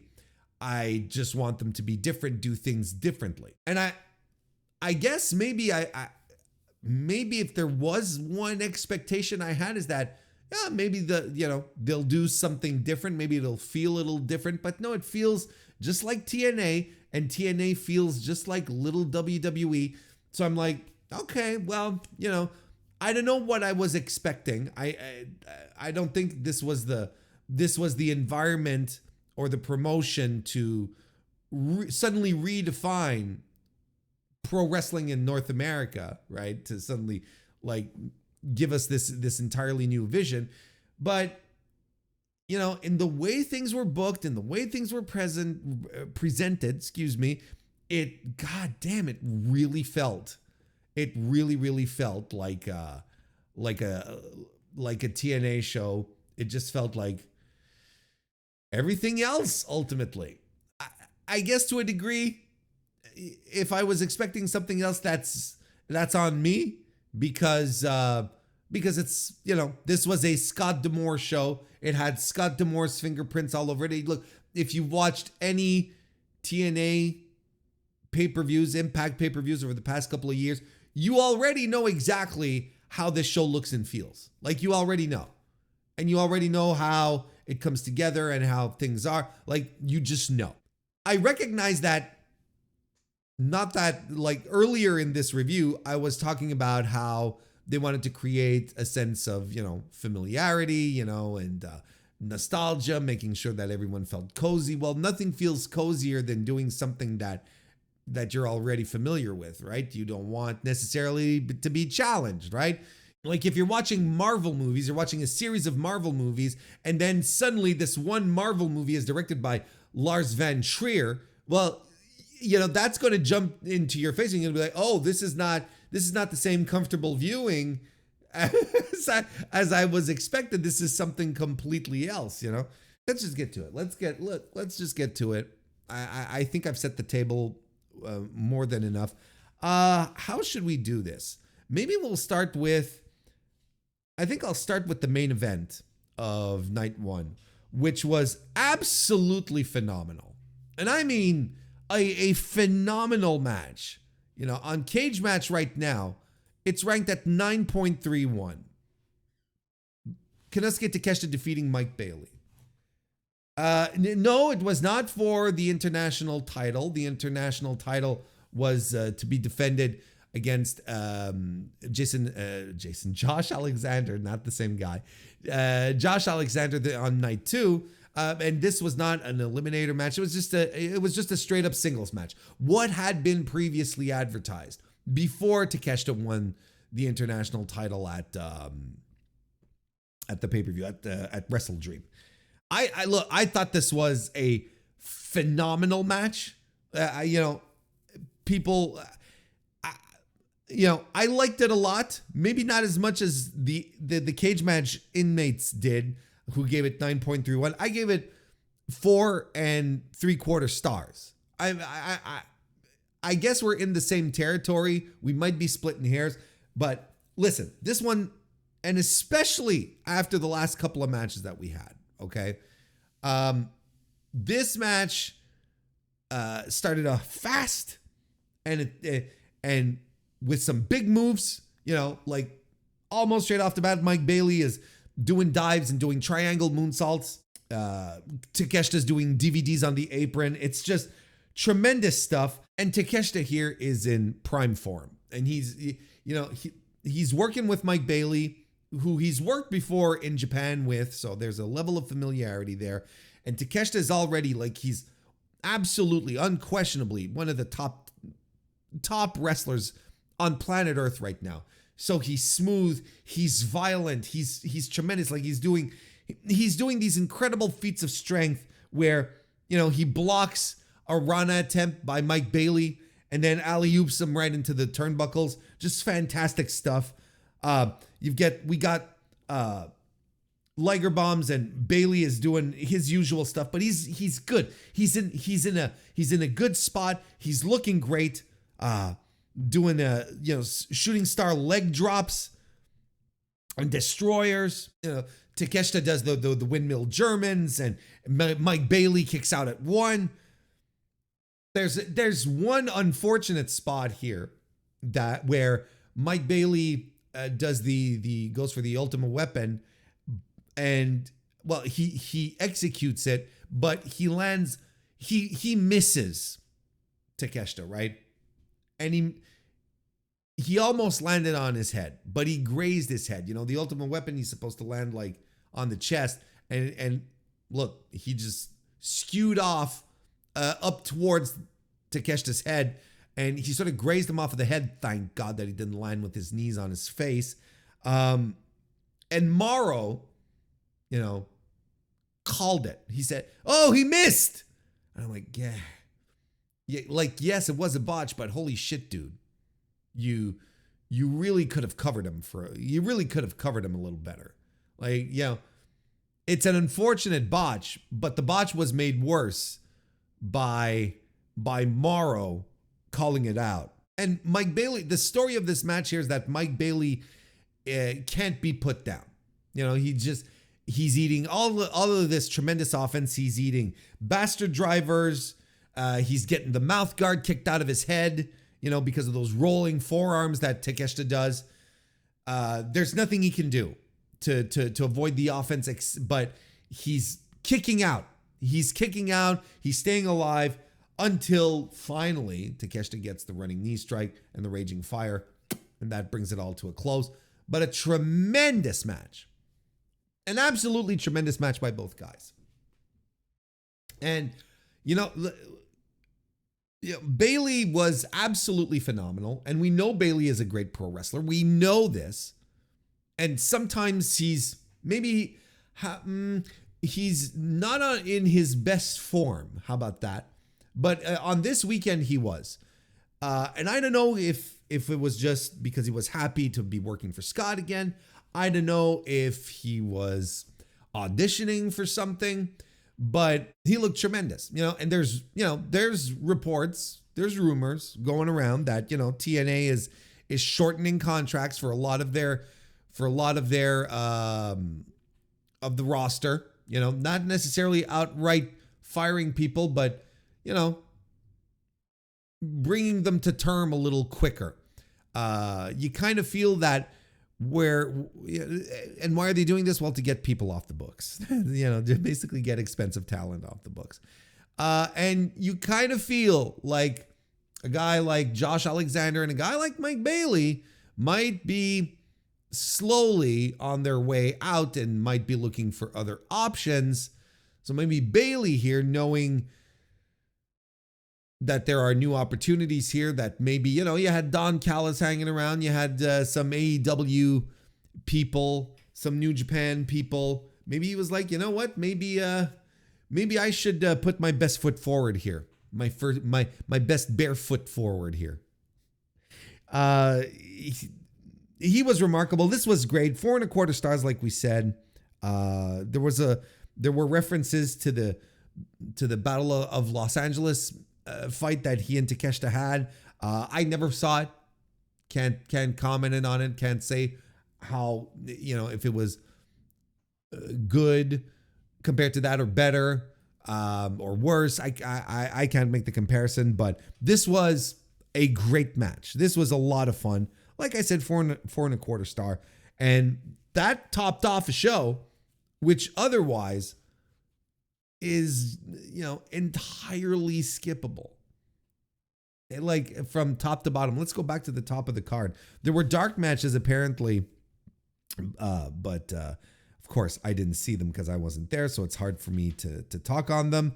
So let's go with the opener, which had Josh Alexander, Stu Grayson, and El Fantasmo defeating Rocky Romero, Alex Zane, and Trevor Lee. Trevor Lee, who was also brought in as a bit of a name, the former Cameron Grimes. But on both nights, he was sort of tossed into multi-people matches, like he was in this trios match on night 1. On night 2, he was in a scramble. So, not exactly the best spots for him to really shine. Like, I still don't see the big offer that Trevor Lee is proposing to the independent circuit now that he's returned to it from his stint in WWE. And this is not to say because he's a bad wrestler. I think he's a good wrestler. I just don't know what he offers. I don't know what he's bringing to the table. He just looks like another guy. He just looks like another indie guy in these environments, and good wrestler, yes, but there were a lot of good wrestlers in this trios match too. Between Alexander and El Fantasmo and Alex Zane and Rocky and Stu. You're like, what do you do to stand out here, right? Because on his team, Rocky is Rocky, right? Good little wrestler, has a ton of personality, knows how to work the heel stuff. Alex Zane is tremendous, and if anything, he had a very good weekend. And Zane has got the look. He's got the creative aerial moves. What does Trevor Lee have to bring to the table? What does Trevor Lee have to bring to the table? I couldn't tell you. Yeah, this was a fine little opener. I gave it actually a good opener, for being honest. I gave it 3.5 stars. I was like, okay, this is good. You had this one spot where you had the Canadian baby faces all doing, sharpshooters at the same time, to the delight of the crowd. But no, there's a lot of back and forth in this fast-paced, dynamic match with the fun final stretch. I enjoyed it. I thought it was a good way to open the show. Then we had QT Marshall defeating Bhupinder Gujjar, in which I gave the Gentleman's 3. QT Marshall is accompanied by Harley Cameron here. It's okay. It's an okay match. Very focused on QT's heel mannerisms. And Harley Cameron interferes to allow QT to get the win over Bhupinder Gujjar, who was, by the way, billed, when I was talking about creating the sense of locality, not billed, but they put over the fact that he's a Windsor College alumni, which is where they're from. So yeah, where the show is airing from is what I'm trying to say. So did some classics here to just get a guy over with the crowd. Kylie Ray cut a promo following that up. Just the typical Kylie Ray promo that you imagine in your head. That's pretty much it. And nothing wrong with that. That was to set up the next match, a 4-way match where Kylie Ray defeated Aurora Teves, Laney Luck, and Taylor Rising. I thought this was okay. It was well worked, but definitely missed some spark. Laney Luck is a well-traveled veteran at this point. Been working out of the Midwest for a while now. She's tremendous, and she's worked multiple times with Kylie Ray as well. These two together had some. You could tell. How about let's do it this way. You could tell that these two were above and beyond the levels of Aurora Teves and Taylor Rising. Aurora Teves is another Ontario-based pro wrestler who, clearly, is still very indie-minded. You could see in how she presented herself, how, just little things. She's not quite camera ready, if we put it that way. And Taylor Rising, well, she's very green still. I don't think she's very green. She's in, highly inexperienced. And I don't know how she's going to get better in the NWA, frankly. So, it is what it is. 2 3/4 stars for me on that one. Then we had Josh Alexander cutting a promo. Boy, let me tell you something about Josh Alexander this weekend. They worked hard, not just on night 1, but on night 2 as well. They worked hard to make sure that people felt that Josh Alexander had a chance to beat Konosuke Takeshita. Always saying that, putting over Maple Leaf Pro returning, how, he's proud to be Canadian and this is for Canada and he's going to bring the title home. And I'm like, holy shit.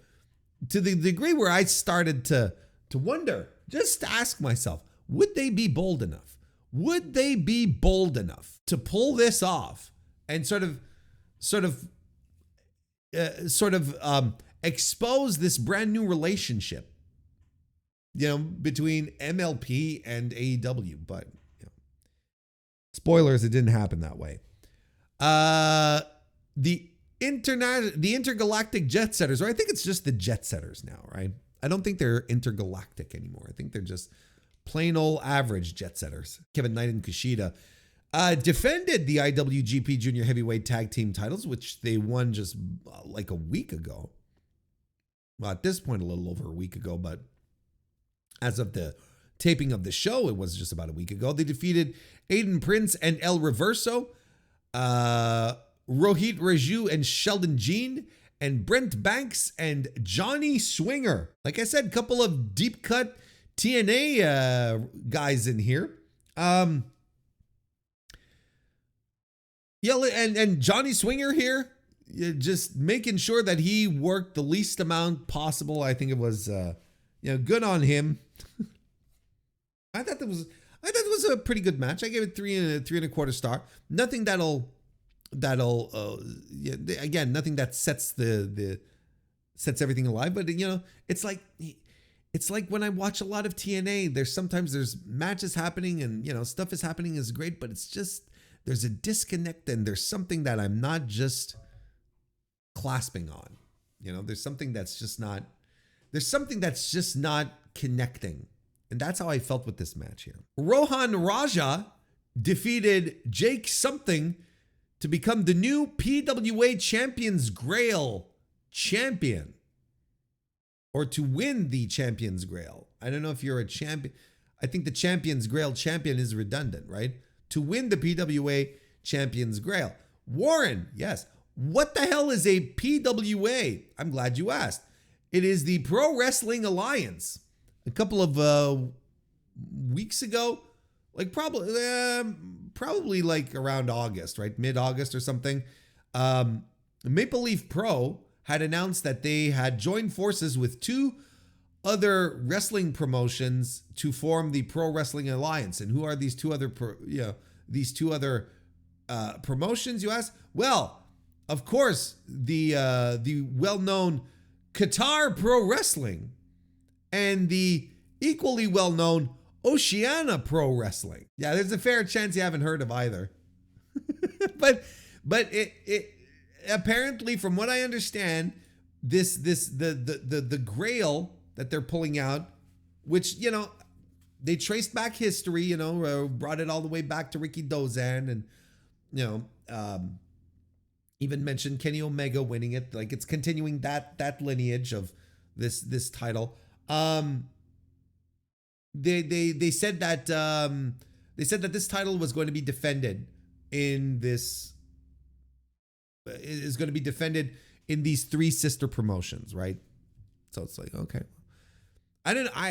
Frankly, I didn't know anything about Oceania Pro Wrestling or Qatar Pro Wrestling. I have no idea. But We had the PWA Champions Grail match won by Rohan Raja, defeating Jake something for it. It's a fine little match. I gave it 3 stars. There we go. And then we had Bully Ray cutting a promo, and it's slow and it's dull.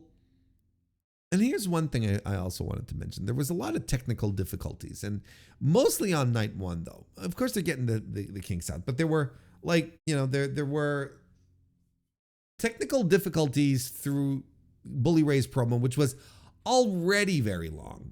And, he acts, he comes to the ring and he's slow and methodical, and he's, in his mind, he's Roman Reigns, right? Where he's taken forever with his entrance, kind of thing. Just taking forever. And he took on the former Jinder Mahal Raj Desi when we eventually got to it, because Bully had this whole shtick where he was bullying Sam Laterna, having her say stuff and calling her toots, and heat, brother. And this match was dog shit. Like, this was not good. It was a dog shit match. This is supposed to be a tables match, right? And it became just a plunder match. And there's ref bumps. And QT Marshall arrives to help Bully Ray, Bubba Ray, come and help him out. Like, it's legitimately one of the worst matches I've seen in a while. Like, this was bad. It was boring. The work was dumb. But it's exactly a Bully Ray match. And it's exactly the kind of stuff that Scott D'Amore would book on TNA. So I don't know why I'm acting surprised. I don't know why anyone should be surprised. This was pretty much it. Just dog shit. You don't hear me use that word a lot when it comes to matches, but this one here, dog shit. So he defeated Raj Desi, the Maharaja, thanks to the help of QT Marshall. And then after the match, Bully Ray and QT go after Raj, but Bhupinder Gujar from earlier in the evening comes in to save Raj, and this sets up a tag team match for night 2 because we all wanted more Bully Ray. And Giselle Shaw defeated Miyu Yamashita,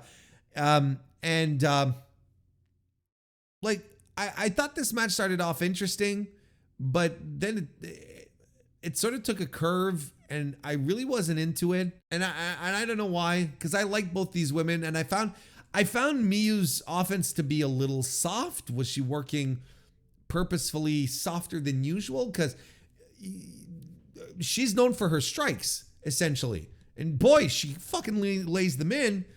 But I don't know. Then the word, look, it was good for what it was. But, it's another match where I'm like, especially coming out of that dog shit tables match, I was ready for people to go hard, and it's not exactly what happened.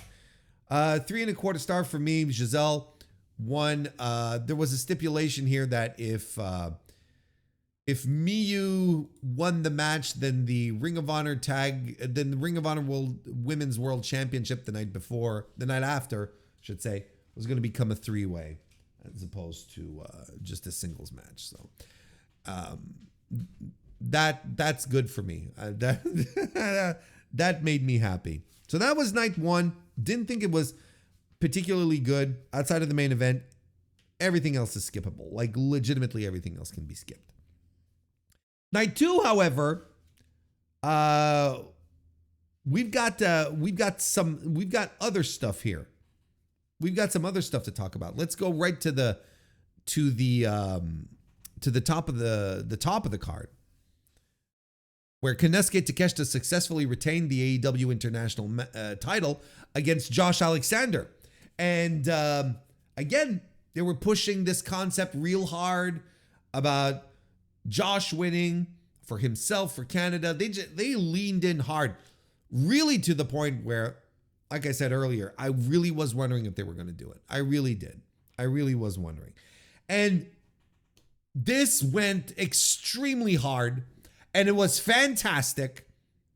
Like a great wrestling match between two absolute pros who are just fantastic at what they do. Takeshita, again, being one of the greatest in the world, and Josh Alexander being so good at it, is able to keep up with Takeshita. He's able to not only keep up, but work with him. It's just a fantastic piece of work that just capped off the show tremendously. And they're going hard. They're laying into each other. They're dropping each other on their heads. Doing, exploder suplexes and Germans. And there's this great spot where Takeshita does a German on the apron, and they fall to the ground, and Takeshita's still holding on to him. Or wait, was it Josh Alexander who did? No, I think it was Josh Alexander who did it. And he holds on. And then there's a stand-in switch on the floor, and Takeshita does a brain buster on the apron. It's just fantastic. And I'm looking at this, and this is a great match, and this crowd, and that's when I realized that this crowd on night 2 wasn't very good, and this was the best night of the 2.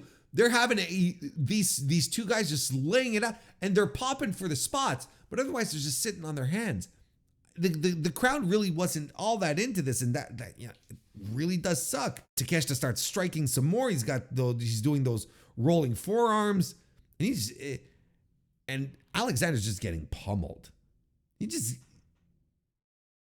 just getting pummeled, but he's being such a good babyface here.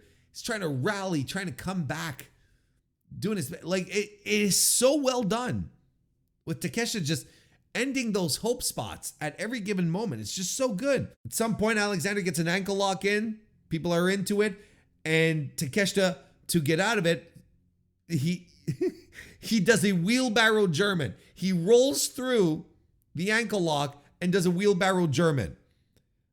He even does the C4 spike, which is, of course, his Alexander's finisher. Alexander kicks out at 1. Spinning tombstone by Alexander. He does the C4 spike, but Takeshita is close enough to the ropes to get his leg on it. Goes for another ankle lock. German into the buckles, and an avalanche lariat by Konosuke Takeshita off the top rope. You know what spot I'm talking about. Just fantastic stuff. Running knee follows. Alexander kicks out. He eats another running knee, and then the Raging Fire connects after getting his headgear knocked off. The second Raging Fire couldn't kick out, but the second knee and the Raging Fire, Alexander couldn't kick out of that. I thought it was tremendous. Both men looked great. Alexander looked great in defeat. He looked like a pro, like a superstar. Here's another guy that you're wondering what the status of his contract is, how things are going to go very, very soon. You really do. This is absolutely phenomenal. After the match, Takeshita and Don Callis cut a promo, and then they start to turn to attack Josh Alexander. And in the promo, they're basically singling out Ricochet, right? They're talking about Ricochet, saying you're a chump, so on and so forth. Well, guess who made an unannounced visit to save Josh Alexander? It was Ricochet. So he chases off Takeshita and Don Callis. He's left standing in the ring with Josh Alexander. And so we finish Maple Leaf Pro with an AEW angle. Like, don't get me wrong. Like, in the weekend, on both nights, there were moments where both TNA and AEW were actually hyped, right? Where Morrow would hype up Bound for Glory, and then would hype up this week's Dynamite. He'd run through the matches. I'm like, oh, that's interesting. And Tony Khan, like, so, you see that there's no hard feelings, that these are healthy relationships, right? And Tony Khan even, tweeted out something to the effect that, AEW supports its friends or whatever the fuck, right? So it also makes you wonder, how, with Scott D'Amore starting his own promotion, like what exactly happened? How did this pro wrestling relationship sour between Tony Khan, between AEW and TNA, if Tony Khan and Scott D'Amore are apparently on still very good terms? That's interesting to think about. But yeah, look, Ricochet, look, it's nonetheless it's an AEW angle to end the Maple Leaf Pro Wrestling inaugural show, which I thought was a little weird. It's kind of like when Chris Jericho fought Mystico in Arena Mexico, over the course of the summer, and the show ended with an AEW angle, right, where they had Orange Cassidy come in. I'm like, that's how the show ended, right? This is kind of weird. And wasn't it Mystico's like 25th anniversary match or something? There was something special about it. Oh well, no, it was hang on a second. It was I'm being stupid here. It was the anniversary show. And you're like, this is weird. The anniversary show, the biggest show of the year for CMLL, is ending with an angle for another promotion. This is it's bizarre. Well, they kind of did the same thing here. Anyway, so, a nice little surprise to cap it off, even though I don't think it will have any real implications for Maple Leaf Pro, but I could be wrong. But that main event was tremendous. Like, I give it 4.5 stars out of 5. I liked it better than Mike Bailey versus Takeshita from the night before, which is a match I already really liked. So that was great. That really was great. They build this as a double main event. So it always bothers me. It's always kind of stupid. I'm like, the last match to go on is the main event. Don't be doing the double main event. Like, I think it's always kind of cringe. But Athena defeated Giselle Shaw to retain the Ring of Honor Women's World title. I thought this was a good match, but I think that it ran into a couple of issues. I think the first issue was the length. I think it was too long. They went 23 minutes with this match, and I think they had a 15-minute match in them. Or maybe like a 16, 17-minute match. At some point, I was like, man, this is just going on too long. This is just... I feel there were multiple opportunities to end the match that just didn't happen, and I was like, okay. And it's not because I don't like Athena or Giselle Shaw. I like them both. I think Athena looked great, and she's been dropping weight too. Like, I haven't seen her in months because I don't watch the Honor Club.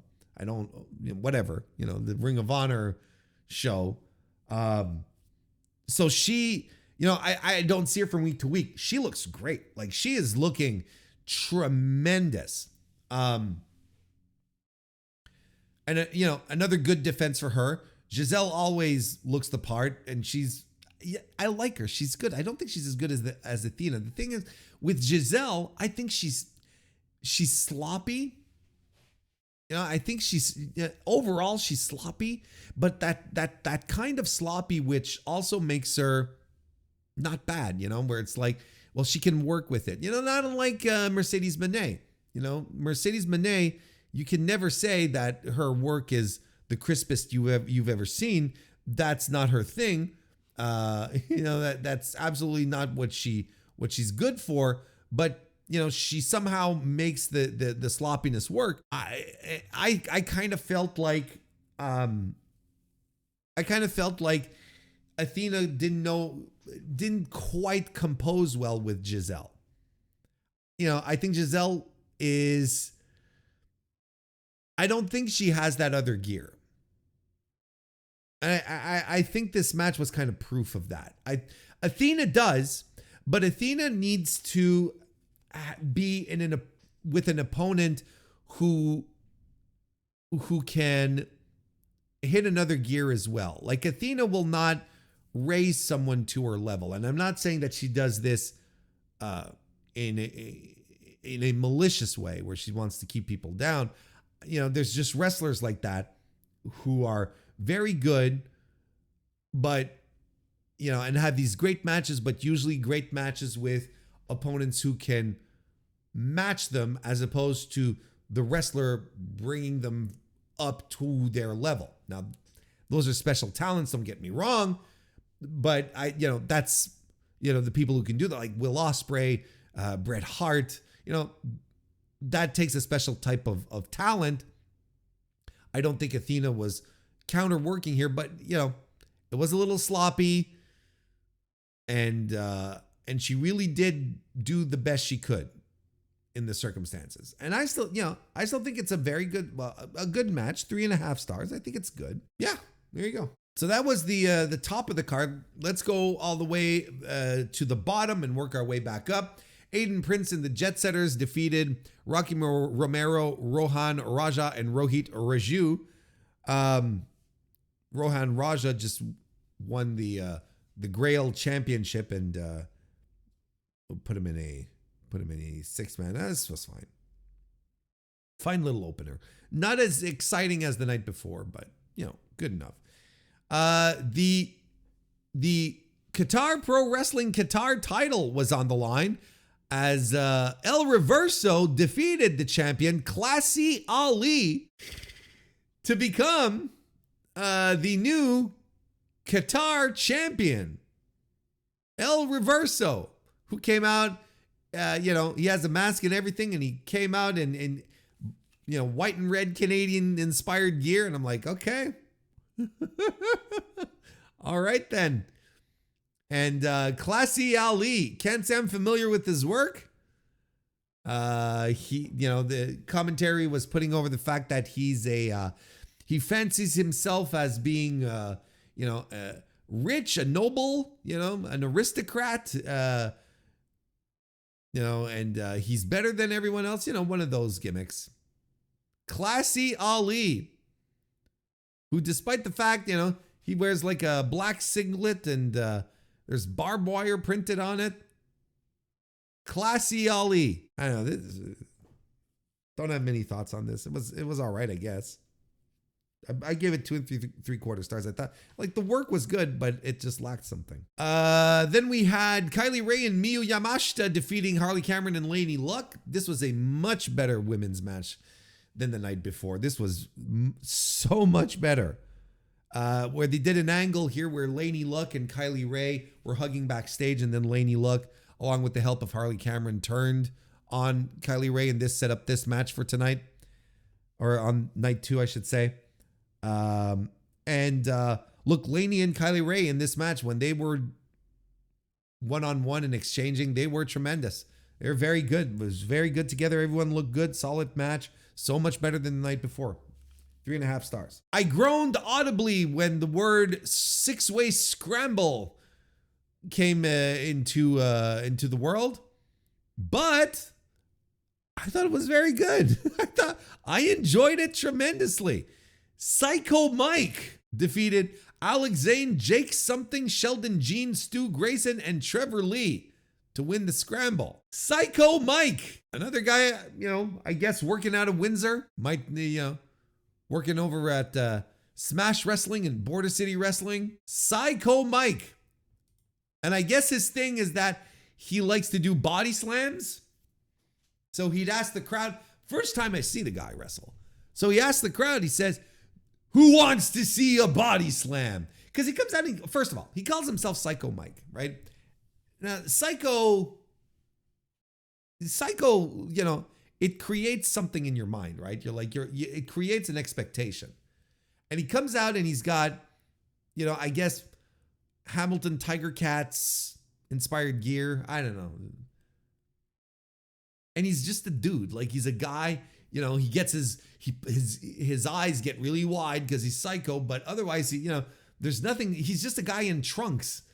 Like, there's nothing that looks psycho about him. I guess that's what a real psycho looks like. Someone who is truly psychotic, maybe, you know, blends in with everyone else better. But, you know, there's not, you know, he's not wearing any wild gear. He's not like, you know, wrestling this extremely violent and uncharacteristically crazy style. He's just a guy. He's a dude, and he calls himself Psycho Mike. Psycho Mike Rollins, not to be confused. And he comes in there, and honestly, he has a really good showing. You know, look, I'm talking about Trevor Lee having trouble standing out. Psycho Mike stood out more than former WWE wrestler Trevor Lee in this one here. I thought this was a lot of fun. So his thing, this is his thing. This is what I was getting at. His thing, Psycho Mike, is to ask people, was to say in the ring, who wants to see, and you expect him to say a dead body, right? Because he's psycho. But no, because he's psycho, he's going to say a body slam. And he teased this multiple times in the match until he finally gets it towards the final stretch, where he just starts body slamming everyone, right? Just body slam after. So that's his thing, is he body slams people. And he started stacking people on top of each other with the body slams. I was like, you know what? This is pretty fun. I like this. I like this Psycho Mike guy. This is actually fun. Good little wrestler. Alex Zane, I thought, was tremendous. I thought he was the MVP of the match. Alex Zane was very good. Yeah, I gave a scramble match 3.5 stars. I thought it was a lot of fun. A good scramble, and Psycho Mike won. I don't think I was expecting this. With all the other guys in the ring, you know, Jake something and Stu and Trevor Lee, Alex Zane, these are all names, man. I'm like, and Mike Bailey defeated El Fantasmo in another fantastic match. Another fantastic match by Mike Bailey, and one where you absolutely saw ELP being able to stretch his legs here. Just a fantastic exchange throughout. Two guys just pulling moves on each other. ELP looked really good. Like, I'm looking at this, I'm like, why isn't he wrestling all the time like this in Japan? I don't understand. It was really good. And ELP is cracking out all of his moves. The CR2, the sudden deaths, the Thunder Kiss 86. Mike Bailey can't be put away. Just a great, and he's working the knee, the leg of Mike Bailey in this match, you know. There's a great spot, and was done with great precision early on in the match, where Bailey goes for the moonsault knees, but ELP lifts his legs, his knees, and thrusts Mike Bailey off, right? And it was pinpointed, it was great. And Mike Bailey sells like his shins were destroyed. It was a fantastic sell on his part, and that plagued him throughout the match. Sometimes a little less, sometimes a little more. You know how selling can be sometimes. I thought it was tremendous. And there's this great spot where Bailey goes for the moonsault knees on the apron, but ELP moves, and that just with the way things were set up with the legs and how Bailey was selling, it sounded and looked like death. It was tremendous. Or how a moonsault by ELP. But Mike Bailey gets the win with the flamingo driver a little later on. Just a fantastic match. 4.4 stars. And then you had Bhupinder Gujjar and Raj Desi defeating Bully Ray and QT Marshall, getting their heat back, despite the fact that Bully Ray didn't get pinned. Look, this is exactly how they cut an absolutely ridiculous promo before this match with Harley Cameron just going insane. It's not good. I don't know. Look, this is exactly the way you thought this match will go. Bully Ray barely works. You know, Bully Ray has tricked an entire set of the fan base to believe that what he does is good, that he's a good pro wrestler because he works for the Heat, that being slow and methodical is good for the Heat, when in fact, he cannot work. He can't work. And there's a lot of Bully Ray shtick in this, a lot of clasping his nuts. Like literally, he even does a nerve hold. You excited? You excited now? Did I get your attention? You want to go watch Bully Ray pulling nerve holds? And then on top of that, Darren McCarty shows up from the audience to sort of beat up on Bully Ray. So Darren McCarty he's got like colored hair now. I think he's leaning into the pro wrestling stuff a lot more, right? But man, he's got to work on those working punches. So night 2, I gave that 2 stars, by the way. Another just awful match.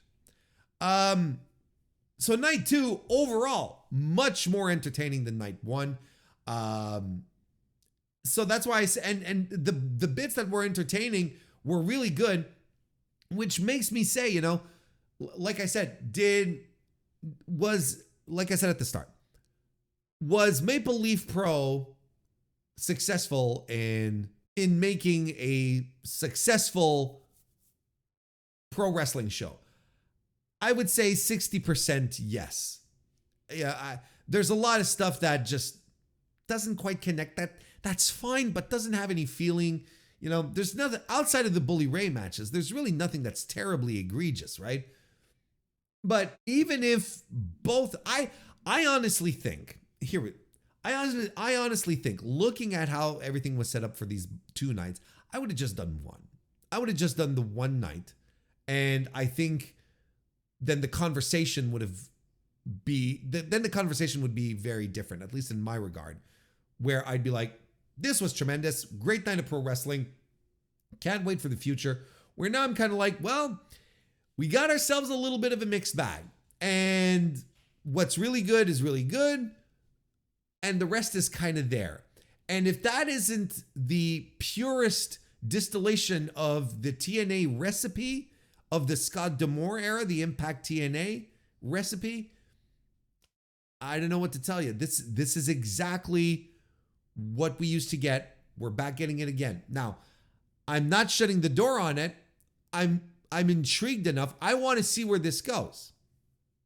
This Qatar's, this stuff with Qatar and Oceania Pro, I couldn't care less. I don't think that good for them if they've got a business relationship going, but I don't care. But I want to see where this goes. I'm intrigued enough. And like I said, there was stuff booked for me on this show. There was a lot of stuff that wasn't, but there was stuff booked for me on this show. So I'm captivated. I'm curious at the very least to see how this keeps going forward. If you want to sit down and watch it, I say watch night 2. Otherwise, look, both Takeshita matches are worth it. Seek those out. I'd even tell you, seek out Mike Bailey and El Fantasmo. That was tremendous stuff. The rest, well, it's up to you. But I don't think you'll be bored with night 2. I don't think it's, if you want to sit down and watch night 2, I recommend it. I think it's okay. You won't be bored. It's a good wrestling show. It's a good wrestling show. I enjoyed it. Night 1, you can hand wave it. Just watch Takeshita versus Bailey. How about that? Let us review New Japan Royal Quest IV that happened this past weekend on October 20, 2024 from the Crystal Palace National Sports Centre in London, England. New Japan show that happened at 1,544 people attended live for this event. How good of an attendance was it? It's hard to say. I'm not very fluent on the attendances when it comes to British shows. I feel like 1,500 isn't great. Visually watching the show, there was a lot of there was a lot of stuff. there was a lot of stuff happening. There was a lot of not stuff. There were a lot of empty seats in the Crystal Palace for the show, which was rather shocking, I'd say. You had Zack Sabre Jr. coming in with his first match since winning the IWGP World Heavyweight title, which was a big deal. Finally came home, etc., etc. But then, like Chad literally just pointed out, you look at the rest of the card, and you're like, this is not great. Like, this is like, it wasn't a spectacular card. It really wasn't a spectacular card. But on top of it, or it may be even worse off than that, maybe even worse than, looking at the card and say, I don't think this was a very good show. And my review overall is going to be fairly short, which is why, I'm recording this while streaming, and, I've busted through the usual amount of time I allocate, but it's fine. This is not going to be an hour-long review because there really isn't much to say. I don't think this card was inspired. I don't think whoever put it together was really inspired. I don't know if it was a question of availability. I don't know what it was. Were they trying to protect people? Were they trying to, were there certain people just not available? I don't know.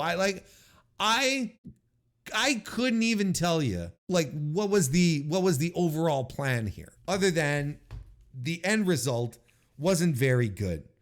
And I watched a lot of wrestling this weekend, and a lot of it was disappointing. It was a rough weekend for wrestling. There were some highlights. I will have a full review of Maple Leaf Pro Wrestling's first event that also happened on the 19th and the 20th of October.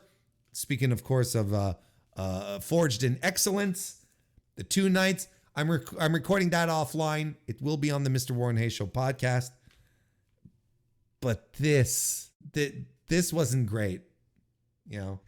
I cannot wait to read your comments about the MLP show. But back to this show here.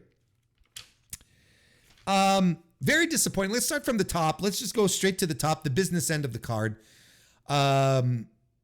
Where IWGP World Heavyweight Champion Zack Sabre Jr. had his very first defense, and on top of that, in his own homeland against Sonata. Look, I enjoyed this, and it's probably my favorite match on the show. 3 3/4 stars. That'll give you an idea of where I kind of stand on this. 3 3/4 stars, and you've got Zack. And you've got Zack literally doing his best, okay, with Sonata, who is also doing his best. But there's only so much that you can do with Sonata, and we know this by now, right? Like Sonata had an entire year run with the World Championship, and there's a hump he just couldn't get over or didn't want to get over. There's no spark, there's no flame, there's no third gear to this guy. He's a dry pro wrestler.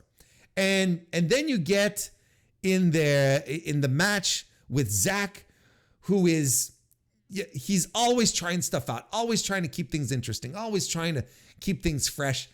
And what you have to deal with is Sonata, and it's not working. You need someone who can generate the heat, who can get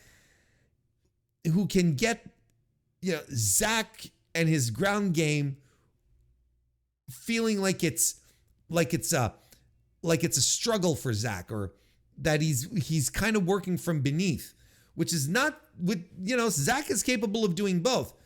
But I think he excels at being in control. That's his whole shtick, that he controls the match, he controls the pace, and then you get Sanada, who is just Sanada. I don't know how else to put it. It's just Sanada. We know what we get with him. And sure, he was the de facto heel in this, right? He was playing to the crowd, doing the ear bullshit to get people to boo him. But other than that, he doesn't do much. You know, he's not an exciting performer. He never has been, and it's never going to happen at this point. Look, it was a good, solid, entertaining defense. Don't get me wrong. I don't want to give you the impression that this match sucked. It really didn't. I thought it was a very good match, but I think we should have got something better than a very good match. I think Zach's first defense in the UK should have been great. I think it should have been excellent. I think it should have been a match of the year. But you're not going to get that with Sanada. And we all saw it coming. Maybe I'm giving it 3 3/4 stars because I was pleasantly surprised because the match was not as bad as I expected. It raised itself above the kind of mid expectation I had for it. You know, there's a good final third to this where Zach is, you know, he goes for the Clarky Cat, and I love how everyone loves the Clarky Cat now. Now it's a thing. Everyone knows, everyone can identify it, and people go nuts for it. So that's good. Like that's something else that Zach has in his toolkit. And you know, they start pulling out the big power moves, and things are speeding up a little bit, and you're like, okay, now we're getting somewhere, and it's actually really good. But it never transcends, it never moves forward, it never really gets invested into the territory you'd want it to, you know. So Zack Sabre Jr. versus Sanada, like I said, 3 3/4 stars, but it's, you know, I think it's the match of the night. I really think it's the match of the night. TMDK successfully retained their New Japan Strong Openweight titles. Those were the ones on the line versus Hiroshi Tanahashi and Tomohiro Ishii. Now, I was legitimately delighted by this match because I was, you know, kind of like the Zack match with Sanada. This match here, I was kind of expecting it to be a bit of a snoozer. You know, Tanahashi and all, you know, etc. being washed, blah, blah, blah. But this was surprisingly good. It was a lot more fun than I expected it to be. I thought it was a lot. I think everyone worked really hard in here. Look, Tanahashi might be washed, okay? And I don't think that's a controversial take anymore. I think everyone is pretty much on board with it. He may be washed, but holy hell, when it's time to work, he knows what to do. He knows exactly how hard to work within his limitations. He knows his spots. He knows where to be. He knows exactly what to do, and that's because he's tremendous. Because he's a legend. Because we're going to be celebrating for a full year his retirement from pro wrestling because it's fucking Hiroshi Tanahashi, like arguably one of the most important figures in the history of New Japan, right? Like on the flagship this week, Joe and Rich were talking about how Tanahashi might be like top 3 guy, one of the top 3 guys in the history of New Japan. You know, Inoki is the top guy, like that's undeniable. And I'm like, who's 3? Who's in 3? Who's number 3? Chono? Muda? I think your immediate number 2 is Hiroshi Tanahashi. I don't even think that's up for debate, really. Like Hashimoto, more important than Tanahashi? Because here's the thing that we have to keep in mind. This is a guy who debuted in fucking Inokiism. That's when he debuted. And he went through the darkest period of New Japan's pro wrestling history, and then he put it all on his back. And he elevated this fucking company. When they called him the ace, he's the top guy. He is the guy. He is absolutely the guy. Now, you can argue that dudes like Okada, when he came back from his excursion and they had him win, had a hand in it. Naito had a hand in it as well. Again, when he came back from it. Nakamura, you know, there's certain elements, right, that you bring together. But Tanahashi is undeniably the guy. Incredible work rate, one of the greatest to ever do it, and on top of that, a bona fide superstar, a guy who carried this fucking company out of its darkest region, the lowest mark in this company's history. I don't even think it's undeniable that he's number 2. Just behind Inoki, like the fucking god. That's all. That's all. That's the only reason, because it's Antonio Inoki, and you can't make a counter argument to that. Otherwise, anyone else, you could probably have the argument. So, I mean, I'm excited to see the year that's coming. But as it stands for this match here, I thought it was, and I thought the Aussie boys were incredible. I thought they worked. I thought this was some of their best work overall. Ishii is always great. This is very good. I give it another 3 3/4 stars. I thought this was a tremendously good match. Everyone was good. And that's pretty much it. Like, as far as matches that really got me going, you know, where I really got excited, that was it.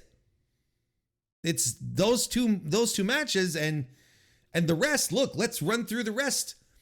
Oscar Lobe and Yuto Nakashima defeated the Greedy Souls, Brendan White and Danny Jones, and, you know, that was the pre-show match, and it's whatever. I think I gave it the Gentleman's 3. I think it was actually worse than that. I think I was being nice. I was like, yeah. Then we had Taiji Shimori and his mystery partner, X, who turned out to be Robbie X, defeating CPF, Danny Black and Joe Lando. Robbie X is Taiji Shimori's mystery partner. He came out wearing a fresh from the merch box Bullet Club t-shirt. So he's apparently aligned with Bullet Club now, and he's going to be Taiji Shimori's partner for Super Junior Tag League, which is starting tomorrow, the day after. I haven't even talked to Super Junior Tag League. I don't care about the tag leagues in Japan. They don't care about their tag teams. Why should I care? I mean, outside of the fact that this year, like, the velocities are there, right? That's different enough for me to be like, ooh, that could be a lot of fun. The velocities being in the Junior Tag League, that's kind of boss, actually. But yeah, good for Robbie X. He's going to get himself a little tour of Japan. And he's going to be he's in a tag with Taiji Shimori. They're going to win a lot of matches. Taiji Shimori is a push commodity in New Japan. He's protected. So he's going to have a good tournament. He's going to get a lot of shine. So hopefully something works out for him then. Azumi and Dani Luna defeated Kanji and Mina Shirakawa. Actually, Dani Luna pinned Shirakawa, who is currently the women's champion, the Rev Pro women's champion. So the British women's champion, is that what they call it? So Dani Luna, who just lost the title to Mina Shirakawa, is back in a position to challenge. That's fine. I actually kind of like this. I thought it was very strong, very good match, 3 1/4 star. I enjoyed it. I thought it was a good little match. Good stuff. Azumi rules. A lot of Stardom fans already knew this, but Azumi legitimately does rule. She really, really does rule. And they should be doing more with her. They really should be doing more with her. I know, like, I find some kind of consolation in the idea that she might be that she does a few more dates outside of Japan. She's working in the UK. She's done Ring of Honor. So maybe they'll have some stuff for her to do, more like if you were to tell me, who would you prefer between who do you think from Stardom should get more international shine? Mina Shirakawa or Izumi? I go with Izumi. I think Izumi's a better worker. She's a lot more dynamic. But she doesn't quite have the immediate star power and charisma that Mina Shirakawa does. So yeah, but I like this match. 3.25 star. Michael Oku defeated Kosei Fujita defeated Michael Oku. Again, another good little match. Thought it was very strong. The guys worked hard. Fujita he came to fight, and he was chopping hard and taking down Oku, but nothing spectacular. Just a good little match. Again, it's fine. Oku goes for the single leg crab, but Fujita rules through and small packages him. And I was kind of surprised. That's good news. Good news for old Kosei Fujita here. Yota Tsuji defeated Drilla Maloney. Do you remember not that long ago I was talking about how I think Yota Tsuji, this was actually it's Liam from I'm drawing a blank on the podcast name. You got to be kidding me. The TNA podcast that he does with Garrett Kidney. Liam said in one of my chats, he said that Yota Tsuji might be a vibes guy, and I'm starting to agree with this. Tsuji might just be he might be a modern day Shinsuke Nakamura, where Shinsuke back in the day was always a tremendous wrestler, but would come in with his big time charisma, his big time crowd connection, his big time energy, and wrestle a decent little match and then go home. But he was there for the vibes, right? Because it was since Shinsuke Nakamura. And this is what I'm starting to get here. That Yota Tsuji he's not going to be Mr. Work Rate, but he's going to be the vibes guy. I think this is where we're going with him. I don't think we should. I think it's starting to become, and he's going to pull out the 4.5, 4.75, 5-star match once, maybe twice a year at the right moment with the right opponent. That'll be that. But he's not going to be the work rate king. This is not who he's going to be. I thought the match with Drilla Maloney was okay. I think it's fine. 2.75 stars. I don't know what you want from me. It's like I don't know. It was hard hitting, but I don't know. It just was lacking something. It was just lacking something. Shota Umino defeated Callum Newman. What a weird match this was. What a weird match. Like two young guys, two guys who should be just like two guys who are in a spot in their career where they should be when they get to meet each other, right? They should meet backstage and be like, hey, we're going to be wrestling each other for the next decade, right? Let's go out of there and have like a crazy ass match.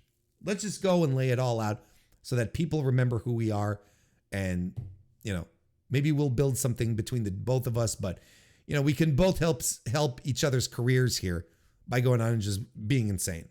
You kind of think that was the thing that they do, right? That's not what they did. Oh, that's not what they did. Again, I don't think the match in and about itself was bad. Absolutely not, in fact. But I also didn't think it was. I thought it just happened. I thought it was all like just there. Just and without any energy, just without any oomph, you know? Two guys who should be out there saying, we're the future of this company, let's tear the house down, and I don't know. There's just no juice. And it's not as if they didn't have time for it. It was a 16-minute match. I don't know. 2.5 stars. Dave Finlay versus Taka Michinoku. They did some shtick here where, and at this point when this match started, first of all, when this match started, I was like, look, these last few matches have not been doing it for me. They've been a bit of a drain, and this is not going to rekindle my hopes here. Dave Finlay versus Taka Michinoku was not going to, you know, get the blood pumping and reinvigorate this match, this show, or this audience for that fact. I'm like, so then they did shtick where Dave Finlay told Taka, well, if you want to fight me, you have to go through Gato first, and you know what happens, and then when Dave Finlay gets in control, when it's Dave Finlay's time for the match, it's essentially a squash. I've already spent too much time on it. 2.25 stars. And then we had the TMDK trio of excuse me. Let's do that again. The LIJ trio of Hiromu Takahashi, Tetsuya Naito, and Titan defeating the TMDK duo of Robbie Eagles and Ryohei Oiwa, plus Mascara Dorada, who was replacing Leo Rush, who couldn't make the flight. Leo Rush, reliable as always. I usually am a big fan of the LIJ trios. And especially you got Naito and Titan, Hiromu and Titan in this one, right? So I'm like, okay, well, this is going to be just charismatic. It's going to be exciting. It's going to be electric, but it just, and you got Robbie Eagles in there that we don't see enough of, and Oi was chomping at the bit, and Mascara Dorada is fantastic, but it's just nothing happened. Nothing exciting went down. I'm like, you know, you don't have to put Naito in the match all that much if you want to protect them. It's fine. It's an unremarkable affair full of wrestlers that are capable of doing remarkable things. That's I think is what's frustrating here. And I don't know if they feel like Oiwa has to start paying his dues, but I don't know what that, look. I was not part of the crowd saying Oiwa should have defeated Shingo at the Destruction show and win the Never title. I was not in that crowd. But I'm also not in the crowd of people who think that Oiwa should be losing his matches because he's got to pay his dues or whatever fucking idiot bullshit that wrestling put us through. When you've got a legitimate, great little superstar on your hand with a tremendous look and already has a good crowd connection. Did I 2.75 stars? Is that what I told you? You can skip this show. It is my pleasure to have watched it for you. How about that? Unless you absolutely want to see Zack Sabre Jr.'s first defense as champion, because that is legitimately the only attraction to the show, go right ahead.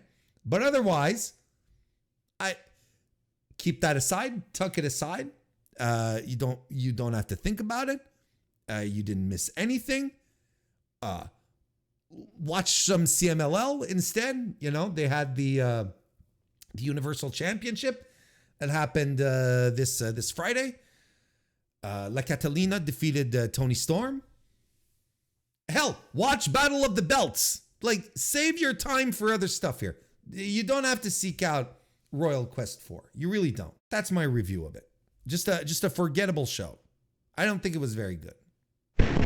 And that about wraps it up for another edition of the Mr. Warren Hayes Show. Thank you very much for joining me. I appreciate it tremendously. One last pitch for a follow on YouTube, for a subscription on YouTube, or follow me on on your favorite podcast apps or on Blue Sky. I'm on the Blue Sky. If you don't want to make it to the Mr. Warren Hayes Show channel, you can find me on Blue Sky there as well. I will be back Thursday with the Dynamite review.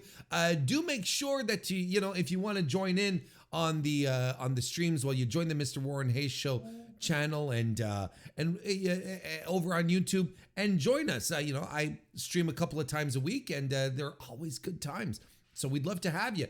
In the meantime, look, whatever you decide, I hope you have a great rest of your week. Go watch some Randy Orton and get back to me. And I'll see you next time.